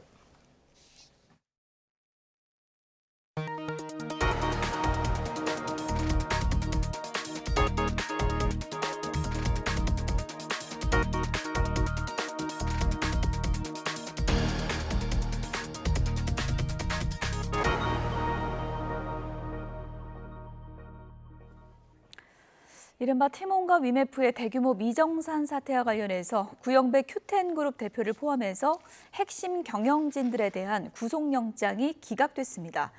앞서 구 대표는 미정산 사태가 일어난 뒤에야 상황을 알았다면서 혐의 대부분을 부인했는데요. 법원도 방어권 보장이 필요하다고 봤습니다. 권준수 기자입니다. 영장 심사를 받기 위해 법원에 나온 구영배 큐텐그룹 대표는 피해자들에게 사죄한다며 고개를 숙였습니다. 다만 미정산 사태 가능성을 인지하고 있었느냐는 질문엔 뒤늦게 알게 된 거라며 혐의를 부인했습니다. 1조 5천억 원대 정산대금 편취하셨다는 혐의 자체는 인정하십니까? 그렇지 않습니다. 류화연 위메프 대표 역시 미정산 사태에 책임을 느끼지만 회사를 살리기 위해 노력해왔다는 점을 재판부에 설명하겠다고 말했습니다. 좋은 회사 만들고 싶어서 복귀한 거고요. 기존 회사 대비해서 연봉도 좀 희생하고. 류광진 티몬 대표의 경우 구 대표의 결정으로 큐텐 본사가 티몬의 자금을 임의로 끌어다 쓴 것일 뿐 본인은 관여할 수 있는 게 없었다고 주장한 것으로 전해졌습니다. 법원은 12시간 넘는 심사를 거쳐 구 대표를 포함한 모든 경영진의 구속영장을 기각했습니다. 재판부는 먼저 구 대표에 대해 티몬과 위메프 인수, 그리고 큐익스프레스의 나스닥 상장 추진 동기 등에 있어서 범죄 혐의를 다툴 여지가 있다고 봤습니다. 또 경영진들의 경력 등을 고려하면 달아나거나 방어권 행사의 범위를 넘어 증거를 없앨 우려가 있다고 단정하기 어렵다고 판단했습니다. 이들은 정산해줄 대금이 없다는 걸 알면서도 돌려막기식 영업을 이어가며 판매 대금 1조 5,950억 원을 가로챈 혐의를 받습니다. 여기다 계열사 일감 몰아주기로 티몬과 위메프에 700억 원에 가까운 손해를 끼치고 기업을 인수하겠다며 회사 자금 670억 원을 빼돌려 쓴 혐의도 있습니다. 앞서 검찰은 영세 판매 업체인 피해자들이 상당한 재산 피해를 본 점을 강조한 것으로 알려졌습니다. 또 경영진들이 서로 책임을 떠넘기며 혐의를 부인해 증거를 없앨 수 있다는 점을 근거로 구속 필요성을 강조한 것으로 전해졌습니다. 하지만 검찰이 이들의 신병을 확보하지 못하게 되면서 이른바 TMF 미정산 사태 수사엔 차질이 빚어질 것으로 전망됩니다. YTN 권준수입니다. 구영배 큐텐그룹 대표와 티몬과 위메프 대표에 대한 구속영장이 기각되자 검찰은 보강 수사를 진행한 뒤 영장 재청구 여부를 결정하겠다고 밝혔습니다. 서울중앙지방검찰청 전담수사팀은 입장문을 통해서 구 대표를 포함한 핵심 경영진 3명의 구속영장 기각 사유를 면밀히 검토하겠다고 설명했습니다. 구영배 대표의 영장이 기각된 데 대해서 피해 업체들은 구속 수사가 이루어져야 한다고 강조했습니다. 미정산 사태 피해업체 모임인 검운산 비대위는 재판부의 판단을 존중하지만 깊은 우려를 표한다며 이같이 밝혔습니다. 비대위는 구 대표가 여전히 모르쇠로 일관하며 피해자들과 소통하지 않는 데다가 사재를 털어서라도 상황을 해결하겠다고 공언을 해놓고 피해 구제에 도움이 되지 않는 법인 설립에만 자금을 쓰는 등 기만하고 있다고 비판했습니다. SM엔터테인먼트 인수 과정에서 주가를 인위적으로 조종한 혐의로 구속 기소된 김범수 카카오 경영쇄신위원장이 불구속 상태로 재판을 받게 해달라고 재판부에 요청했습니다. 김 위원장은 서울 남부지방법원에 김 위원장 측으로부터 보석 청구서를 접수했습니다. 김 위원장의 보석 신문은 본안 사건 공판 준비 기일이 열리는 오는 16일 오후 2시에 진행됩니다. 핫한 이슈를 전문가에게 묻습니다. 이슈콜입니다. 오늘 오전 한국은행 금융통합위원회가 통화정책 방향회의를 열고 3.5%인 기준금리를 3.25%로 0.25%포인트 인하했습니다. 38개월 만에 통화정책 전환을 전격 단행한 건데요. 인하 배경을 보면 소비자 물가 상승률의 하락이 꼽힙니다.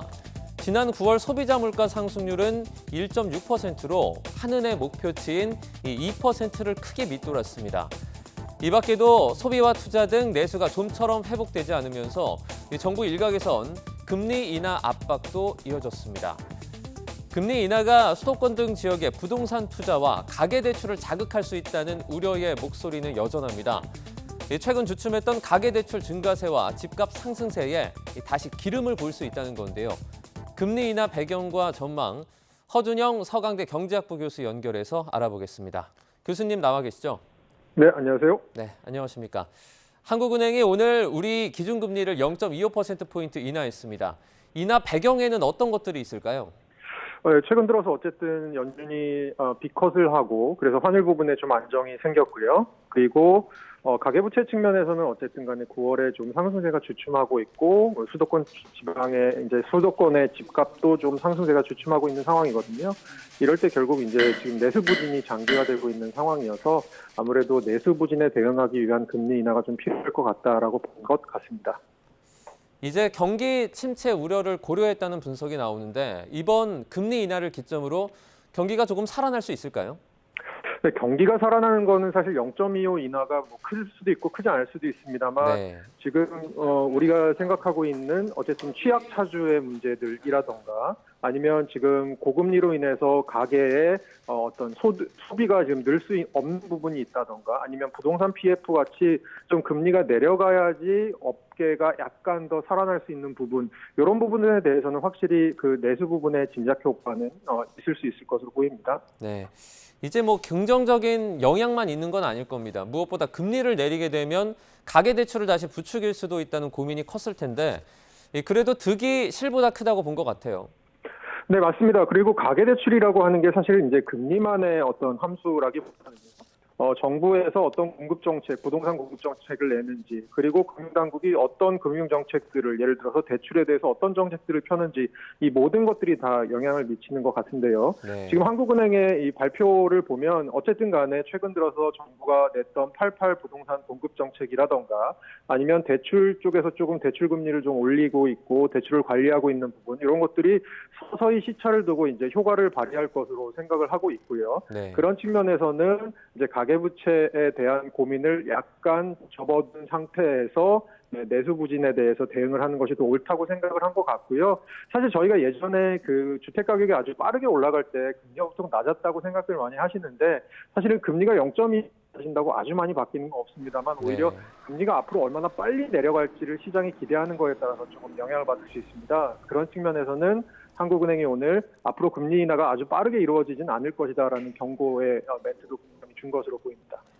이런 우려들 속에 이제 올해 더는 금리 인하가 없을 거란 전망도 나옵니다. 실제로 오늘 회의에서 금융통합위원 6명 중에 5명이 이 다음 달에는 금리를 동결해야 한다는 의견을 냈는데, 그러니까 올해 추가 인하 가능성은 좀 낮을 것으로 보이죠?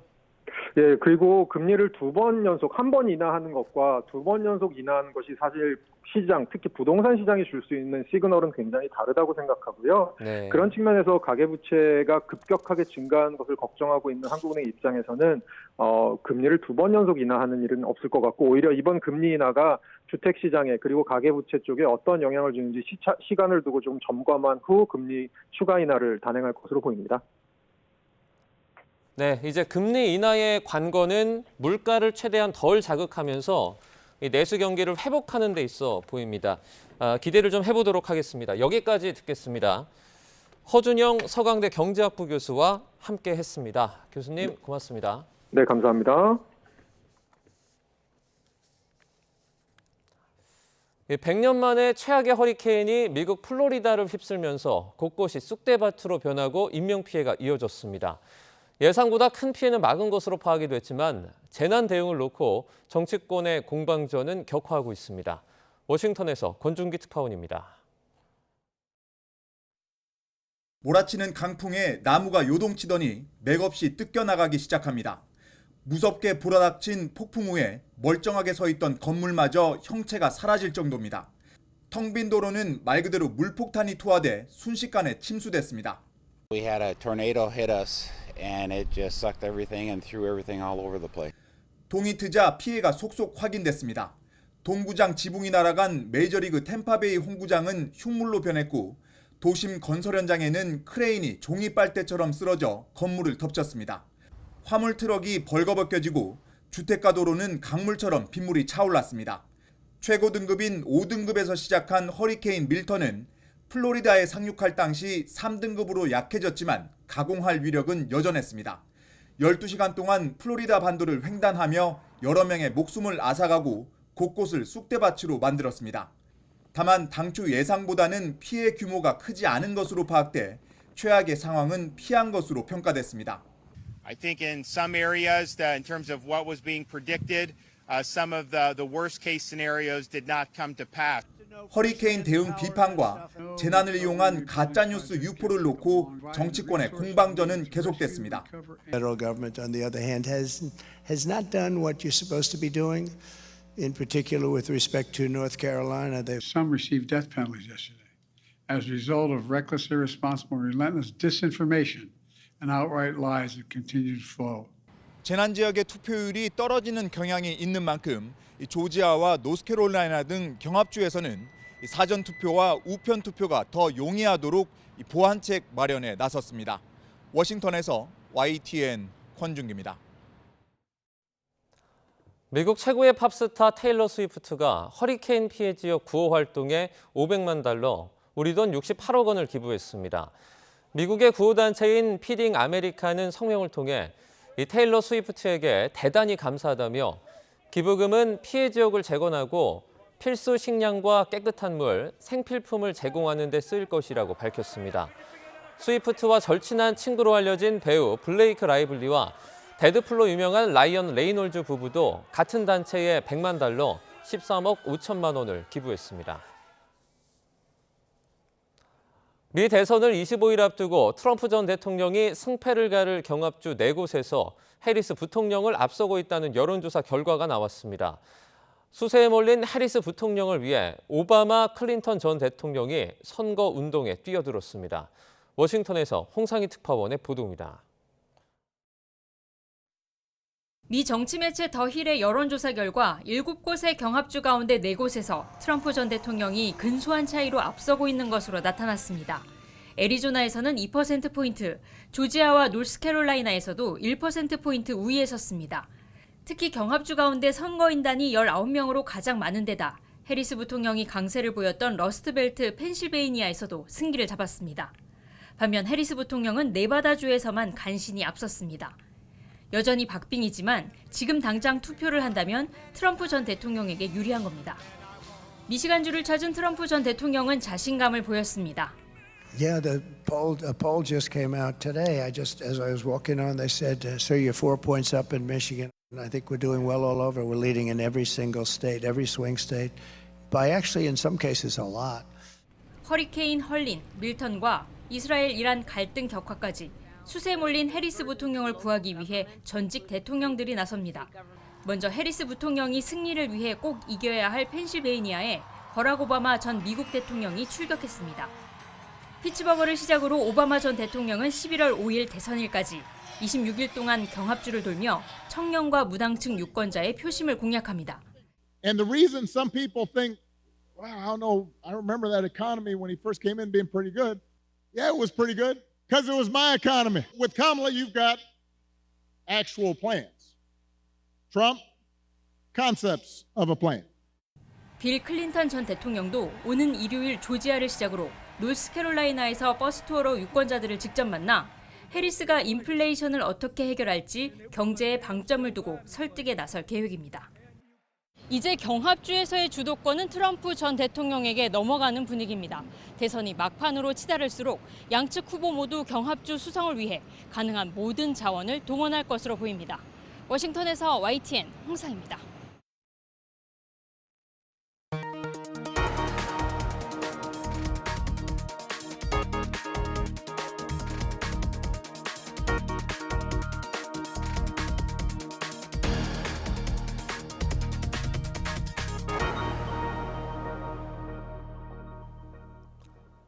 시각장애인들은 일상생활에서 활동지원사들의 도움을 받을 수 있는데요.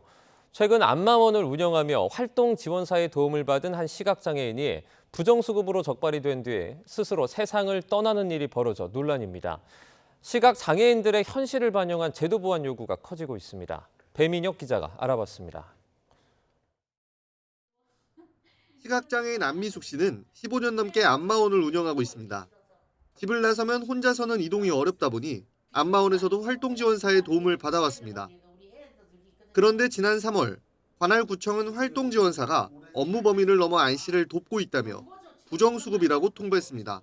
여기 바카서 이런 거 심부름 시킨 것도 부정수급이고 현금 손님이 나오면 은행에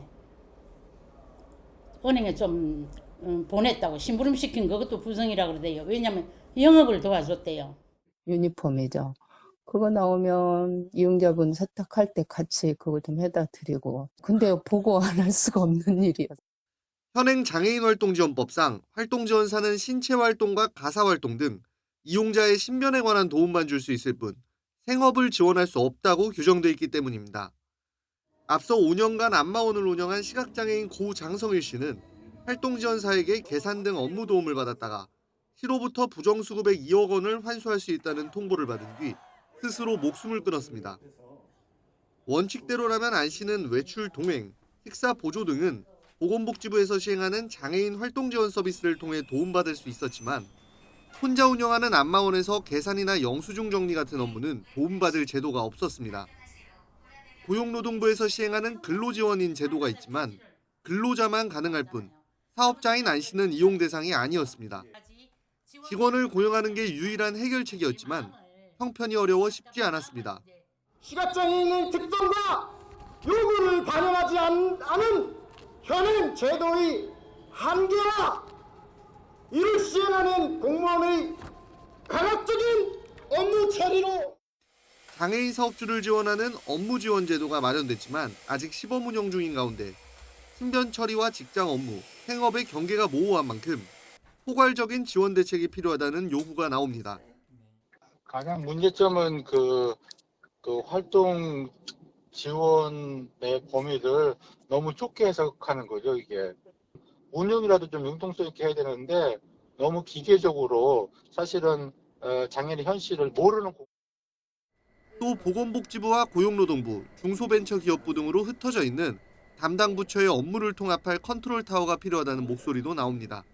YTN 배민영입니다. 아동 양육시설이나 위탁가정에서 지내다가 만 18세가 되면 홀로서기를 해야 하는 청년들이 있습니다. 바로 자립준비 청년들인데요. 이들의 취업과 창업 활동을 돕는 이색 편의점이 등장했습니다. 최명신 기자가 소개합니다. 지난달 경기도 안양에 처음 문을 연 청년 그림 편의점입니다. 자립준비 청년들을 돕기 위해 경기도 사회적 경제원과 편의점 업체인 세븐일레븐, 사회적 기업인 브라더스 커피가 힘을 모았습니다. 겉보기엔 여느 편의점과 별반 다르지 않아 보이지만 자립을 꿈꾸는 박상민 씨에겐 특별한 직업 훈련 공간입니다. 상품 판매에서 진열, 매장 청소까지 미래 편의점 점장을 목표로 성실하게 일을 배우고 있습니다. 최대한 많이 배우고 많은 경험을 해서 나중에 어떤 기회가 왔을 때 준비가 될 사람이 돼서 그렇게 시작을 해보기 위해서. 이곳엔 상미 씨 같은 자립준비 청년 5명이 저마다의 꿈을 찾아 구슬땀을 흘리고 있습니다. 편의점 한 켠엔 사회적 기업의 제품을 모아 판매하는 코너도 설치됐습니다. 제품 판매 수익금 일부는 자립준비 청년들을 위한 지원금으로 다시 쓰이게 됩니다. 이번 프로젝트는 경기도 사회적 경제원이 진행하는 사회환경 문제 해결 지원 사업을 계기로 시작됐습니다. 아무래도 사회적 기업과 민간 조직이 만날 수 있는 기회가 많지는 않는데요. 저희 경기도 사회적경제원에서는 이들이 함께 만날 수 있는 자리를 만들고 그리고 꼭 필요한 예산은 저희가 지원함으로써 시너지가 날 수 있는 역할들을 하였습니다. 경기도 사회적 경제원과 브라더스 커피는 프로젝트 참가자에게 매장 운영과 교육 창업 등을 지원하고 세븐일레븐은 멘토링과 취업 혜택을 부여할 계획입니다. YTN 최명신입니다. 네, 심장 속 불꽃이 타는 곳, 그것이 내 소설이다. 노벨문학상 메달을 거머쥔 소설가 한강에게 소설은 불꽃 같은 것일까요? 한강 작가는 소설은 우리에게 필요한 것이고 우리를 연결하는 실 같은 것이다. 이렇게 묘사를 했습니다. 한강 작가는 아들과 함께 저녁을 먹다가 예상치 못한 노벨문학상 수상 소식을 전해 들었다고 하죠. 매우 놀랍고 영광스럽다면서 전화 통화가 끝나면 술을 마시지 않는 아들과 함께 차를 마시면서 조용히 자축할 생각이다 라는 아주 한강다운 소감을 전했습니다. 네, 할리머니 중국도 일본도 아닌 한국을 택하면서 세계 문학의 변방으로 취급됐던 우리 문학은 이제 세계의 중심에 서게 됐습니다. 연작소설 채식주의자로 부커상을 수상한 지 8년 만에 노벨문학상까지 받게 된 한강.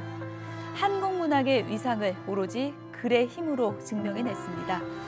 아시아 여성 작가 최초 수상이라는 한강의 기적, 이제부터 자세히 들여다보겠습니다. 먼저 관련 영상 보시죠.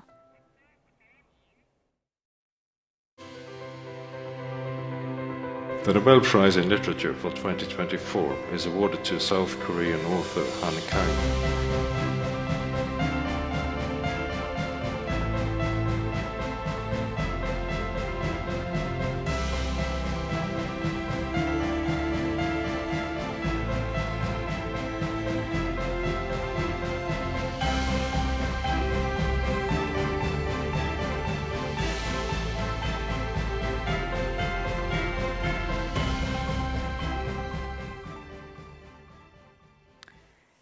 네, 한강 씨, 한국인 최초이자 아시아 여성 최초로 노벨 문학상을 수상했는데요. 김원식 문화평론가와 얘기 나눠보도록 하겠습니다. 어서 오세요. 네, 안녕하십니까. 네. 아무도 예상하지 못했고 본인도 네. 깜짝 놀랐다고 그러더라고요. 다 깜짝 놀랐습니다. 예. 사실 그 이유를 보면은 일단 여성 작가이기 때문인 점이 일단 있죠. 왜냐하면 여성 작가가 그동안 전체적으로 17명밖에 수상을 못했고요. 또 비백인 작가가 수상하는 건 좀 어렵죠. 그래서 2000년에서 2023년 동안 비백인 작가 수상은 7명밖에 안 되는 상황이고, 그래서 아시아 작가는 모엔 이후에 12년 만에 수상을 한 건데, 중요한 건 제가 봤을 때는 언급이 된다 하더라도, 그러니까 후보군으로 오른다 하더라도 뭐 3수, 뭐 4수, 5수 해도 떨어지는 것이 기본적인 거거든요. 예를 들면 뭐 고은이나 황석영 작가도 많이 언급이 됐습니다만은 수상을 못했고, 그런 면에서 하인강 작가가 본격적으로 이 노벨상에 언급이 잘 안 됐기 때문에 수상이 될 거라고는 이제 본인도 생각을 못했다는 게 솔직한 표현이겠죠. 네. 근데 보통 노벨상 발표 전에 뭐 언론 카메라도 좀 가 있고, 뭐 가족들하고 좀 모여서 발표를 기다리기도 하고 그러는데, 한강 작가는 전혀 그런 모습이 아니고 일상 속에서 깜짝 놀랐다 그러는데, 유력 후보군도 아니었던 건가요? 어떻게 그렇습니다. 봐야 됩니까? 그래서 한강 작가 같은 경우에는 여느 날과 똑같은 날이었다. 그래서 책도 읽고 뭐 산책도 하고 저녁 식사를 이제 하고 있는 와중에 이제 전화를 받았다, 이렇게 얘기를 하고 있고요. 특히나 이런 이제 노벨 문학상 같은 경우는 베팅 사이트에서도 이제 많이 하마평이 오르게 되는데 전혀 언급이 되지 않은 그런 상황이었다라는 것이죠. 그렇기 때문에 이제 다크호스처럼 나타난 그런 수상이었기 때문에 우리나라뿐만이 아니고 전 세계 외신들도 굉장히 깜짝 놀랐다라고 평가를 했지만 약간 일찍 왔을 뿐이다, 이런 평가가 이제 대처적이라고 볼 수가 있겠습니다. 아들과 식사를 마치고 이 소식을 들었다라고 했는데, 한강 작가의 수상 직후 인터뷰 내용 잠시 좀 듣고 오겠습니다. Yeah, I just finished dinner with my son, and in Korea it is just like 8 o'clock in the evening, so it's very peaceful evening. I was really surprised. I grew up with books in Korean and translated as well, so I can say I grew up with Korean literature, which I feel very close. So I hope this news is nice for Korean literature readers and my friends, writers, and meanings in life. And sometimes they are lost, and sometimes they are determined, and all their efforts and all their strength, they have been my inspiration. So it's very difficult for me to pick. 네, 인터뷰에서 축하 계획 물어보니까 아들하고 그냥 차 마실 거다, 이렇게 담담하게 한강 작가다운 또 얘기를 했다고 그래요. 예. 이렇게 보통 노벨 문학상 수상자를 결정할 때 한림원이 어떤 기준을 갖고 결정하는 건가요? 일단은 두 가지 포인트가 있는데요. 첫 번째는 우리가 이제 전쟁과 평화, 폭력과 같은 인류 보편적인 어떤 주제들, 여기에다가 인종과 성 문제 같은 경우에도 고민을 합니다. 여기에다가 이제 어떤 특수성이 있어야 되겠죠. 예를 들면 한국의 역사문화적인 소재를 통해 가지고 차별성이 있어야 되고, 또 개인과 사회가 만나는 지점에서의 양쪽의 측면들을 골고루 반영하는 것이 무엇보다 중요한데, 특히나 이제 그 한강 작가 같은 경우에는 기존의 소설 문법을 많이 벗어나고 있고 관점이 새롭기 때문에 그런 점에서 최근에 이 노벨 문학상이 좀 변화가 필요하다라는 문제 제기를 많이 받았거든요. 그런 점에서 봤을 때 한강 작가의 작품, 활동들이 적절하다라고 판단을 한 것 같습니다. 네. 노벨위원회 의장은 이렇게 얘기를 했습니다. 역사의 상처를 마주보고 인간 삶의 취약함을 그대로 드러내는 작가의 강렬한 시적 산문이다, 이렇게 평가를 했더라고요. 네. 한강 작가의 뭐 작품의 세계, 뭐 어떤 부분을 가장 높게 산 거라고 볼 수 있을까요? 일단 노벨위원회에서 부각한 것이 바로 역사적 트라우마인데요. 이 역사적 트라우마라는 건 뭐냐면, 우리가 이제 예를 들면 현대사를 살아오게 되면 여러 가지 사건들이 있지 않습니까? 그런 사건들이 과거에만 머무는 것이 아니고 끊임없이 현재와 미래의 사람에게 영향을 미친다는 것이죠. 그게 상처가 났게 되면 고통이 이제 가해지는 것이고, 그렇기 때문에 그걸 해결되지 않는 이상 지속적으로 영향력을 미치는 것이 인간의 삶의 모습이라는 거죠. 그렇기 때문에 이 폭력과 전쟁 등의 일이 벌어지지 않게 해야 되는 거고 이후에 상처를 치유하기 위해서는 나름대로의 해법이 필요하다라는 점을 시적 산문으로 잘 표현했다라는 점에서 이제 노벨 위원회에서 높은 평가를 받은 것으로 보입니다. 네.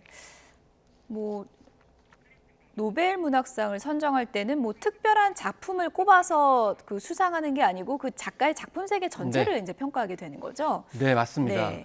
그래서 이번에 수상을 하게 되면 그럼 한강 작가는 어떤 이제 독자적인 차별성이 있느냐라는 점을 봐야 되는데요. 앞서서 말씀드렸듯이 한국의 역사적인 측면에서의 차별성이 또 있어야 되는 거고 또 한강 작가의 특별한 이제 관점과 시도가 이제 중요할 텐데요. 일단 첫 번째는 우리나라가 분단과 전쟁, 독재를 벗어나서 민주화 과정을 겪게 됐지 않습니까? 그런 과정에서 한강 작가는 여성주의 시선으로 작품을 이제 써왔습니다. 대체적으로 분단과 전쟁, 독재에 관련돼서는 그동안 한국 문학에서도 약간 남성주의심적인 관점들이 상당히 있었습니다. 그리고 이제 구체적으로 봤을 때는 4.3 항쟁과 민주화 운동의 과정에 특히 5.18 민주화에 관련해서 작품들을 써온 것도 바로 그런 여성주의 관점으로 어떻게 우리가 바라봐야 될 것인가라는 것이고요. 또 여기에다가 아까 언급을 드렸듯이 소설을 쓰는데 시적인 언어로 쓰기 때문에 그런 점에서 좀 약간 남다르고 차별점이 있습니다. 그래서 한강 작가의 작품이 유명하다고 해서 도전했다가 실패하시는 분들의 특징이 뭐냐면 이게 스토리 라인을 따라가서 읽는데 익숙하신 분들은 어렵다 이런 시적 평가도 많은 운문 것 같습니다. 형태로 예. 쓰기 때문에 좀 어려울 수가 있습니다. 그렇지만 그 특유의 섬세한 심리 묘사들이나 문체, 필체 등에 익숙해지면 그 문학적 세계로 들어갈 수 있는 약간 어떤 시간이 필요한 그런 작품 세계들을 남다르게 보여줬다라고 요약해서 말씀드릴 수 있겠습니다. 예. 특히나 좀 이제 심오하다고 느껴지는 것이 인간의 존재는 무엇인가, 산다는 것은 어떤 의미인가, 또 폭력이라는 것은 어떤 의미인가 이런 부분에 대해서 굉장히 심오하게 또 파고드는 그런 게 특징이잖아요. 네. 사실 우리가 인문학도 그렇고 예술도 그렇고 이제 출발은 인간에 있습니다. 그러니까 인간이란 무엇인가라는 것을 본질적으로 탐구를 하는 것이죠. 그런데 이 한강 작가는 두 가지 점을 대척점으로 보고 있는데 인간에는 기본적으로 폭력성이 있다라는 것이죠. 그리고 그 폭력성 때문에 우리가 상처받고 고통받는 분들이 있다라는 점이죠. 그 폭력의 어떤 극단적인 형태가 바로 전쟁, 학살 이런 부분이라는 거죠. 그렇기 때문에 그런 부분들이 언제나 일어날 수 있고 또 그것이 일어났을 때 우리는 어떻게 대응해야 되느냐라는 것을 이제 인문학적 사유를 통해서 보여주고 있는 거죠. 그래서 인간의 본질적인 부분들을 탐구를 할 때 대안도 나올 수 있다. 그래서 이분법적으로 예를 들면은 전쟁과 폭력을 일으키는 사람은 따로 있다라고 생각을 하게 되면 또 그것은 별개로 우리와는 분리돼 있다라고 생각하면 해법이 나오지 않겠죠. 이제 그런 부분들을 이제 천착해서 파고들고 있다라는 점에서 의미가 있겠습니다. 예. 노벨위원회와 수상직구 인터뷰에서는 작별하지 않는다 이 작품을 추천했다고 하는데요. 한강 작가가 이건 어떤 작품입니까? 작별하지 않는다는 이제 최근작이라고 볼 수가 있겠습니다. 그래서 여기서 작별하지 않는다의 의미가 중요한데 예. 작별하지 않겠다가 아닙니다. 이거 않겠다 같은 경우는 자기 의지가 해당이 되는 거죠. 근데 예. 작별하지 않는다는 정언명법처럼 이건 진리라는 것이죠. 이게 무슨 얘기냐면 아까 말씀드린 것처럼 한국 현대사의 이제 상처, 고통을 일으킨 사안이 있죠. 바로 4.3 항쟁이 되겠습니다. 그래서 4.3 항쟁의 어떤 아픈 역사 그리고 기억을 공유하는 세 사람의 여자가 만나게 되면서 겪게 되는 그런 이야기를 이제 펼치고 있기 때문에 결국에는 4.3 항쟁이 주었던 상처와 고통을 잊지 않겠다라는 그런 의지를 정언명법으로 잊지 않는다라고 표현을 했기 때문에 어떻게 보면 그동안 한강 작가가 탐구해왔던 문학적 작품의 시도들이 좀 응축돼 있다 이렇게 이제 거꾸로 보셔도 될 것 같습니다. 네. 이런 천재적인 재능이 어디서 왔을까 했더니 아버지도 소설가잖아요. 네, 예. 그래서 한승원 작가는 이제 아재아재 말아재 같은 그런 굉장히 대중적으로 널리 알려진 작품을 쓰신 분이고요. 사실 집안 자체가 문인 집안입니다. 그래서 남편, 남동생들이 다 이제 문학 쪽에서 네. 이제 집필을 하고 있기 한강 때문에. 작가도 타고난 네. 그런 문인이라고 할 수 그래서 있겠네요. 우리가 이제 흔히 가풍이다 이런 예. 얘기를 많이 하잖아요. 그래서 이제 유전자 DNA도 중요하지만 어렸을 때부터 그런 문학에 대해서 이제 전반적으로 또 가족이 이제 몰입을 했기 때문에 그런 점이 영향을 미치지 않았을까라는 생각이 드는데 그래서 우리나라에서는 그런 말을 많이 쓰지 않습니까? 청출어람이라고. 예. 그래서 한승환 작가는 아버지인데 오히려 자기보다 훨씬 더 나은 문장을 써서 질투가 날 때가 많다. 딸이 이렇게까지 질투날 때가 있다고요? 얘기를 한 예. 것이죠. 그래서 대체적으로 참 한승환 작가의 태도도 참 대단한 것 같아요. 왜냐하면 기존에 보면은 뭐 소설은 이렇게 써야 되는 거야, 뭐 이런 거야라고 예. 하기 쉬운데 오히려 열린 자세로 임했기 때문에 오히려 그런 태도들이 한강 작가가 자유로운 작품 또 실험적인 작품들을 내놓으면서 성과와 결실을 이룬 게 아닌가 이렇게 생각을 해봅니다. 본인의 작품 철학을 강요하기보다는 네. 딸의 그런 자유로운 작품 세계를 존중해주는 그런 그렇습니다. 아버지인 것 같은데요. 딸의 작품에 대해서 아버지는 어떻게 평가를 했는지 얘기 잠시 들어보시죠. 우리 딸은 문장이 아주 섬세하고 아름답고 슬퍼요. 강의가 소속되어 있을 듯 싶은 4세대의 문학인들의 문학 자세가 말하자면 환상적인 리얼리즘의 영향을 받았느냐, 그런 것을 가지고 있느냐, 신화적인 맛을 가지고 있느냐 하는 건데, 언젠가 한 번은 내 소설 속에 신화적인 환상적인 리얼리즘 비슷한 요소가 들어가 있었어요. 신화적인 요소, 환상적인 리얼리즘의 요소, 그것들하고 가미돼서 강이라는 작가는 굉장히 문학을 더 아름답게 쓴 거예요. 네, 섬세하고 아름답고 그런데 슬프다 이렇게 또 평가를 하셨네요. 네, 그래서 한강 작가는 주로 존재의 슬픔을 이야기를 많이 합니다. 그래서 시에서도 그런 부분들이 많이 이제 등장을 하는데요. 예를 들면 시에서 이런 표현이 있어요. 나의 몸은 낡아지고 이제 흩어질 것이다. 그렇지만 내 앞에 한 송이 눈꽃이 떨어지게 되면 반짝이는 것을 볼 수 있다. 그러니까 근원적으로 우리 존재는 좀 소멸하게 되죠. 그렇지만 지금 현재 내가 예를 들면 그것에 관련돼 가지고는 절망하거나 우울할 필요가 있는 것이 아니라 지금 내가 최선을 다하거나 내가 할 수 있는 부분들을 뭐 즐길 수 있는 것이고 그래서 기본적으로 세상이 아름답다 이렇게 얘기하는 게 아니고 고통과 절망과 우울이 있지만 그래도 나는 거기서 견디고 살아갈 수 있는 힘이 있다라는 식의 메시지를 전달하기 때문에 그런 점들을 이제 한승환 작가가 아버지가 표현을 한 것 같습니다. 네. 뭐 한강 씨 아버지 인터뷰 보니까 한강 씨가 지금 세계 전쟁 상황 중인 걸 감안해서 뭐 수상 기자회견도 열지 않겠다 이런 입장을 밝혔다 그러더라고요. 그렇습니다. 한강 작가가 예. 높이 평가받는 이유가 평소에 이제 언행을 한 부분이나 작품 세계 부분을 실천하고 있다는 거죠. 사실 제가 이번에 좀 놀란 게 뭐냐면 예. 평소에 잘 본인을 드러내지 않아요. 근데 뭐 노벨상 위원회이기 때문인지 모르겠지만 바로 또 유튜브 인터뷰를 해서 좀 놀랐었는데 예. 평소에 자신을 참 드러내지 않는 그런 점들이 또 인상적인 데다가 무엇보다 이제 평소에 작품 세계에서는 폭력성에 대한 저항, 대항 이런 것들을 이제 많이 형상화하거든요. 근데 지금 우크라이나 전쟁 그리고 이스라엘 전쟁 같은 경우는 폭력성의 극점에 있는 거거든요. 최정점이 바로 전쟁이기 때문에 예. 그 전쟁 때문에 뭐 양쪽에서는 자기가 옳다고 얘기하지만은 어쨌든 수많은 사람들이 죽고 다치고 그에 따라서 상처와 트라우마가 계속 생겨나고 있거든요. 그렇기 때문에 이 상황에서 기자회견을 한다는 것은 적절하지 않다라고 발언한 맥락이라고 보시면 되겠고 어떻게 보면 실천적인 작가 지성이라고 볼 수도 있겠습니다. 네. 이렇게 섬세하고 깊은 문장을 어떻게 전 세계인에게 다가갈 수 있도록 번역을 할 것인가 이 부분도 상당히 어려운 과제였을 텐데 그 적임자를 찾아낸 것도 이번 수상의 또 중요한 키가 됐겠죠. 네, 그렇습니다. 예. 사실 우리나라의 문학 작품의 수준이 그렇게 떨어지지 않는다는 것이 전 세계에 대해 공통적인 이야기입니다. 예. 뭐 우리나라 문학성이 떨어지지 않는다는 건 우리나라만 얘기하는 게 아니라 일본의 문학가들도 그런 부분을 많이 인정을 하거든요. 다만 봉준호 감독이 언급했었던 1인치의 장벽, 번역에 문제가 있었다는 것이죠. 그래서 예. 데보라 스미스 같은 경우가 그 번역을 원활하게 원작이 가지고 있는 이제 작품성을 오히려 영미권 독자들이 더 이해할 수 있도록 잘 반영을 했는데 그 이유는 한국에서 한국어라든지 한국학에 대해서, 한국 문화에 대해서 전공을 하고 학습을 했기 때문에 그게 가능했거든요. 그런 점에서 우리나라 문학작품, 훌륭한 작품도 이렇게 그 현지인들과 같이 공유할 수 있는 번역 작업이 이루어진다고 하면 이후에도 얼마든지 이제 노벨상 수상자들이 계속 나올 수 있는 것 아니냐. 그래서 번역의 힘, 그 단계가 이미 벗어났다라는 점을 이번에 확증시켰다고 보겠습니다. 소설가 한강 씨가 맨부커상 수상 당시에는 이런 얘기를 했습니다. 그 당시의 소감 잠시 듣고 오겠습니다.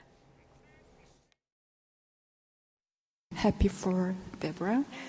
Congratulations.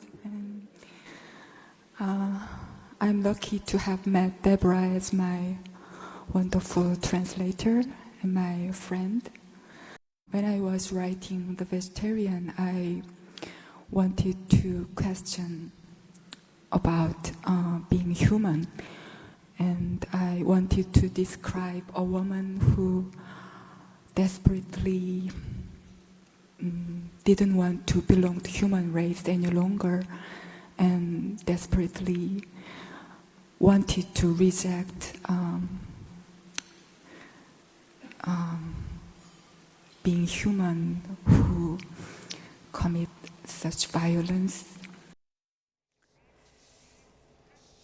네, 채식주의자로 맨부커상 수상 당시의 소감을 좀 들어봤는데 그 번역가 데보라 씨에게 축하한다고 이제 얘기를 하는데 공동 수상이 되는 건가요? 저 때는? 사실 이제 예. 맨부커상 같은 경우에는 번역의 중요성을 굉장히 높이 평가를 합니다. 그렇기 때문에 원작을 쓴 작가뿐만이 아니고 그것을 번역한 번역자에게도 이제 상을 주기 때문에 그래서 예. 그 당시에 이제 공동수상이라는 표현을 쓸 수밖에 없는 거고, 그래서 번역이 얼마나 중요한지를 이런 이제 시상 제도를 통해서 알 수가 있겠고, 그것이 시작이 돼서 저는 이제 노벨 문학상까지 수상하게 됐다 이렇게 생각을 합니다. 한국어의 맛을 그대로 살려낸 걸로도 좀 유명하더라고요. 그렇습니다. 그래서 예. 실제로 데보라 스미스가 2010년부터 독학으로 한국어 공부를 하다가 한국에 와가지고 한국학 석박사를 했어요. 근데 우리가 번역이라고 하면 단순히 문장만 표현하는 게 아니지 않습니까? 그래서 그 예를 들면 한국인의 어떤 삶과 문화, 역사 이런 것들을 올곧이 다 이해를 해야만이 그 어떤 문장에 대한 표현 이런 것을 제대로 번역할 수 있기 때문에 그래서 데보라 스미스를 보면서 우리가 이제 생각해야 될 점은 우리 혼자만의 힘으로 이제 변방에서 주류 문화로 가는 것보다는 이렇게 연대와 소통을 통해 가지고 같이 가는 그런 번역자들의 양성도 굉장히 중요하다. 그래서 한국 번역원 같은 경우에도 이런 부분에 있어서 많이 좀 신경을 쓰고 있기 때문에 예. 앞으로 성과가 더 기대된다고 볼 수 있겠습니다. 예. 한강 씨는 그냥 일상에서 차 마시면서 자축하고 싶다라고 담담하게 받아들였지만 이 노벨 문학상 수상이라는 게 우리 문학계에 상당히 큰 족적을 남기게 될 텐데 이게 어떤 의미로 남게 될까요? 끝으로 이 설명도 좀 해주시죠. 일단 물꼬를 틔웠다고 생각을 합니다. 예. 그래서 그동안 뭐 아까 3수, 4수, 5수 말씀을 드렸는데 예. 그 문턱을 넘어섰기 때문에 문턱을 넘어서는 것이 굉장히 힘들지만 특히 영미권이나 이제 유럽 같은 경우에는 처음에 좀 낯설어서 허용을 하지 않지만 한번 발을 들이게 되면 이제 문호를 확대하는 것이 기본적인 특징이라고 볼 수가 있겠고요. 그래서 미래 후속 작가들의 도전이 아마 많아질 거다 이렇게 생각이 들고, 당장에는 뭐 국내에서의 책 관련 판매를 많이 말씀하시잖아요. 구매를 하려고 했는데 도저히 구매할 수 없다, 뭐 대여도 할 수 없다 이런 상황 하시는데 사실 해외의 유명한 출판사들이 한국 문학 작품에 대해서 관심이 많습니다. 그래서 이 노벨 문학상 이후에는 한강 작가 작품 이외에도 한국의 소설 작가들의 작품을 많이 입도선매하지 않을까 이렇게 생각이 들고요. 또 한편으로는 이게 문학에만 그치는 것이 아니고 아무래도 전반적으로 K 콘텐츠에 대한 입지와 위상이 올라가기 때문에 우리 문화예술의 어떤 수준 그리고 세계적인 관심이 동반 상승하면서 시너지 효과를 내지 않을까 이렇게 생각을 하고 있습니다. 사실 무라카미 하루키도 그토록 받고 싶지만 아직 받지 못한 노벨 문학상 한강 작가가 이제 거머쥐게 된 건데요. 미래 문학인들에게 또 멋진 이정표가 될 것 같습니다. 지금까지 김원식 문화평론가였습니다. 고맙습니다. 네, 감사합니다.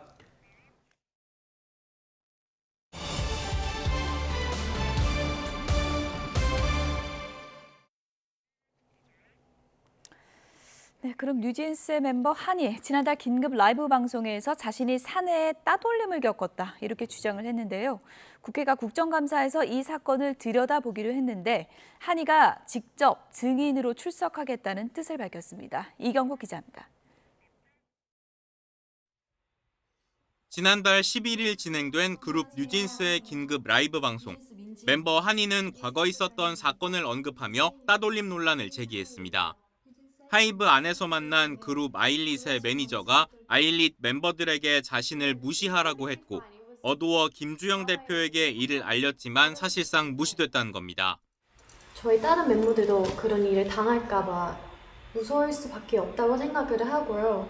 증거가 없고 너무 늦었다. 논란이 불거지자 팬들은 국회를 향해 거듭 진상조사를 촉구했고 국회 환경노동위원회는 오는 15일 국정감사에서 직장 내 괴롭힘에 해당하는지 살펴보기로 했습니다. 증인으로 채택된 김주영 대표는 출석할 전망인데 이와 달리 한이는 참고인으로 채택돼 그간 출석 여부가 불투명했습니다. 그런데 한이가 팬 소통 앱을 통해 직접 국회 출석 의사를 밝혔습니다. 한이는 자신과 멤버 그리고 팬들을 위해 국정감사에 나가기로 했다며 뉴진스와 버니즈를 지키겠다고 강조했습니다. 이런 가운데 따돌림 논란을 둘러싼 진실 공방은 연일 격해지고 있습니다. 뉴진스 멤버의 부모들은 문제의 발언이 있었을 시점에 CCTV 영상만 없다면서 은폐 의혹을 제기했는데 아일릿의 소속사는 따돌림 논란은 사실 무근이고 영상 역시 보관 기간이 지났을 뿐이라며 음해 시도를 멈추라고 반발하고 있습니다. 여기에 뉴진스 팬들이 어도어 임원진과 하이브 홍보 관계자들을 경찰에 고발하는 등 갈등의 골은 더 깊어지는 모습입니다. YTN 이경국입니다. 검찰이 손태승 전 우리금융지주 회장의 친인척 부당대출 의혹과 관련해 추가 압수수색에 나섰습니다. 서울 남부지방검찰청은 오늘 손 전 회장 자택을 포함해 우리은행 전현직 관계자들의 사무실 4곳과 주거지 등 모두 9개 장소에서 대출 비리 관련 자료를 확보하고 있습니다. 앞서 금융감독원은 우리은행이 지난 2020년 4월부터 올해 1월까지 손 전 회장 친인척 관련 법인 등에 350억 원가량 특혜성 대출을 해줬다고 보고 수사를 의뢰했습니다. 사건을 넘겨받은 검찰은 지난 8월 이틀에 걸쳐서 우리은행 본점과 사건 관련자 주거지 등을 압수수색했습니다. 이주호 부총리 겸 교육부 장관은 의대생들이 2025학년도에 미복귀하는 상황을 반드시 막아달라고 의과대학을 운영하는 대학 총장들에게 당부했습니다. 이 부총리는 40개 의대 대학 총장들과 영상회의를 열고 특별한 사유가 없으면 2학기를 초과해 연속 휴학을 제한하도록 규정을 마련해 줄 것을 요청했습니다. 또 2025학년도에 미복귀하는 의대생은 학칙에 따라서 원칙대로 유급이나 재적될 수 있음을 사전에 충분히 안내하고 대학별로 정원을 초과해 최대한 교육 가능한 학생 수를 설정해 학칙에 반영할 것도 주문했습니다. 대한민국 국민들의 영원한 숙제, 좀처럼 늘지 않는 영어 실력일 텐데요. 30년 전 문법 위주였던 국내 영어 시장에 실용 영어의 장을 연 사람이 있습니다. 1세대 생활영어 선구자이자 지금은 인터넷 문화 운동에 앞장서고 있는 민병철 교수의 이야기를 정유진 기자가 전해드립니다. 1980년대 매일 아침을 열던 익숙한 소리가 있습니다. Good morning everyone. How are you? 여러분 안녕하십니까? 민병철입니다. 당시 문법 독해 위주였던 대한민국 영어 교육 시장에 실용 영어라는 새 바람을 일으킨 민병철 교수. Have you met Judy? Have you met Judy? 회화와 발음의 중요성을 강조한 그의 교재는 100만 권 이상 팔리며 선풍적인 인기를 끌었습니다. Passport, Apple 이렇게 이야기 그냥 길게 발음하는 거죠. 네. 이렇게 이런 발음을 제가 이제 직접 그려가지고 가르쳤었습니다. 매일 아침 시청자들의 안부를 묻던 그는 어느 날 악플로 도배된 인터넷 화면에 눈을 돌렸습니다. 악플로 고통받던 연예인이 세상을 떠났다는 소식을 듣고 선플, 착한 댓글 달기 캠페인을 시작했습니다. 쓰레기를 치워본 사람이 덜 버리게 되듯 선한 댓글을 달아본 경험이 인터넷 문화를 바꿀 수 있다고 믿게 된 겁니다. 많은 사람들이 악플을 그냥 보고 있는 거죠. 보고 있으면 이게 방관자가 되는 겁니다. 근데 만약에 그것을 보고서 좋은 글을 올리게 되면 분위기가 완전히 바뀌게 돼서 최근에는 한국에 거주하는 외국인과 다문화 가족을 존중하자는 K-리스펙트 캠페인도 함께하고 있습니다. 인구의 5%가 되면 다문화 국가로 분류합니다. 근데 우리는 이미 그 250만 명이기 때문에 다문화 국가에 들어와 있는데 그분들과 함께 서로 존중하고 서로 문화를 이해하는 그런 것부터 시작이 돼야 된다고 생각하고요. 국민 영어 선생님에서 인권 운동가로 삶의 저변을 넓히고 있는 민병철 교수의 이야기를 오늘 밤 11시 10분 김성경의 남산 드라이브에서 전해드립니다. YTN 정유진입니다. 산업단지와 대학, 연구소를 한 건물에 모은 산학융합지구가 경북 경산에 문을 열었습니다. 공간적 통합을 통해 연구개발과 고용이 선순환하는 구조를 만든 건데 침체한 비수도권 산업단지의 새 활력소가 될지 주목됩니다. 김근우 기자가 취재했습니다. 강의실에서 대학생들의 공학 실습이 한창입니다. 바로 옆 건물에선 벤처기업 관계자가 학생들을 만나 전공과 진로 상담을 해줍니다. 기업과 대학을 한 건물에 모은 산학융합지구입니다. 다양한 기업이 있는 산업단지 한복판에 자리 잡았고 반도체와 로봇 등 관련 학과가 입주했습니다. 산학 협력을 촉진하기 위해 함께 사용하는 공간을 늘려 대학생과 기업인들의 접촉면을 최대한 키웠습니다. 학과들과 다 연관성이 있는 기업들이기 때문에 더 좋은 것들을 많이 배울 수 있고 오다 가다 마주치면서 이제 좋은 말씀 많이 들을 수 있고 이제 그런 부분이 좀 좋은 것 같습니다. 그동안 테크노파크 등 비슷한 시도는 계속됐지만 두드러진 성과는 없었던 게 사실입니다. 공간이 분리된 탓에 심리적 장벽이 생겼고 결국엔 교류도 끊어졌습니다. 대학과 연구기관, 기업을 아예 공간적으로 통합해 시너지를 끌어내려는 것도 이 때문입니다. 기업에서 원하면 언제든지 올 수 있고 그다음에 학교가 원하면 언제든지 기업으로 갈 수 있는 그런 공간적 통합을 이루기 때문에 다른 산학융합이랑 다르다고 생각합니다. 경산에는 비수도권 최대 창업 공간 유니콘파크가 들어서는 등 최근 ICT 관련 인프라가 크게 늘었습니다. 지자체는 이와 연계해 지역 산업단지 구조를 대폭 개선할 계획입니다. 예전에는 경산을 하면 자동차 부품단지, 대학이랑 밖에 없었는데 이제는 ICT 쪽으로 나가야 된다. 또 청년들이 창업할 때, 스타트업 할 때 거기에 재정적 지원, 또 공간적 지원도 확실히 하도록 하겠습니다. 산업단지 한복판에 대학과 연구기관을 입주시키는 새로운 시도가 산업과 학문을 융합해 지역 산업 경쟁력을 높일 수 있을지 주목됩니다. YTN 김근우입니다.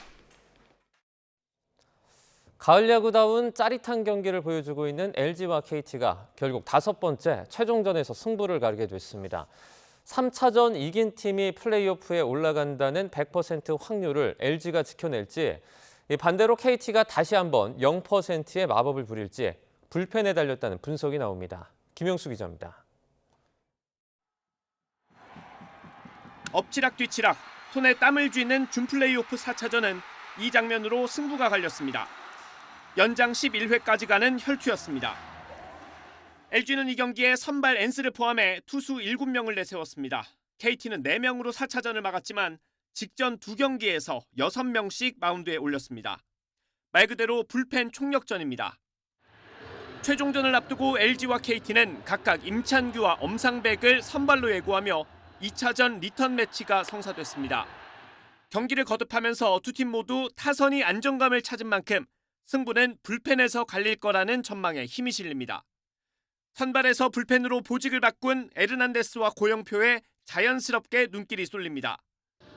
에르난데스는 1차전부터 4경기에 모두 나와 6과 3분의 1이닝 동안 삼진 9개, 무실점으로 KT 타선을 요리했습니다. 아껴놨던 카드를 쓰고도 시리즈를 끝내지 못한 LG는 에르난데스는 물론 손주영까지 총력전을 예고했습니다.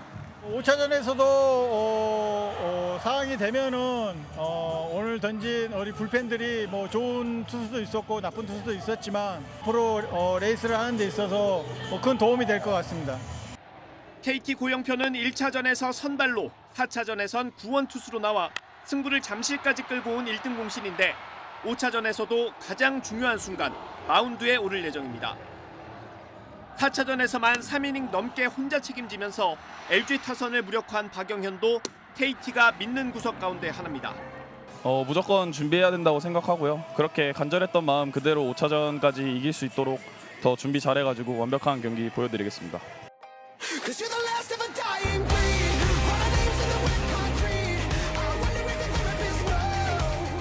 뒤를 고민할 수 없는 최종전, 단 한 팀만 올해 가을 야구를 이어갈 수 있습니다. YTN 김영수입니다. 오늘도 완연한 가을 날씨가 이어지는 가운데 낮 기온이 25도 안팎까지 크게 올라 따뜻하겠습니다. 현장 연결해서 이 시각 날씨 알아보겠습니다. 이혜민 캐스터. 네, 청계천에 나와 있습니다. 서울 날씨 전해주시죠. 네, 현재 서울엔 맑은 하늘이 드러나 있는데요. 쌀쌀했던 아침을 뒤로하고 기온이 빠르게 오르고 있습니다. 현재 서울 기온은 24도 가까이 올라 포근함이 느껴지는데요. 이곳을 방문한 시민들도 두꺼운 겉옷은 벗고 얇은 옷차림으로 산책을 즐기고 있는 모습입니다.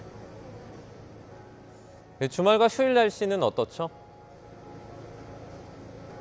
네, 이번 주말과 휴일에도 오늘과 비슷한 날씨가 이어져 야외 활동 즐기기 좋겠습니다. 전국적으로 맑은 하늘이 드러나겠고요. 기온도 25도 안팎까지 올라 따뜻하겠습니다.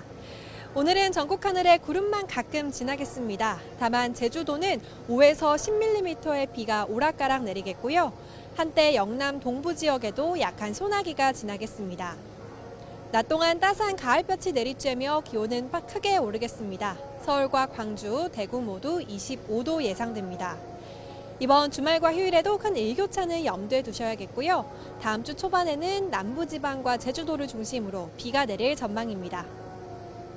당분간 영남 해안과 제주 해안 지역에서는 너울성 파도에 주의가 필요합니다. 갑작스럽게 높은 물결이 갯바위나 방파제를 넘을 수 있으니까요. 해안가 방문하시는 분들은 안전사고에 유의하시기 바랍니다. 지금까지 청계천에서 YTN 이혜민입니다. 뉴스나우 오늘 순서는 여기서 마치겠습니다. 다음 주 더 생생한 뉴스로 찾아뵙겠습니다. 여러분 고맙습니다.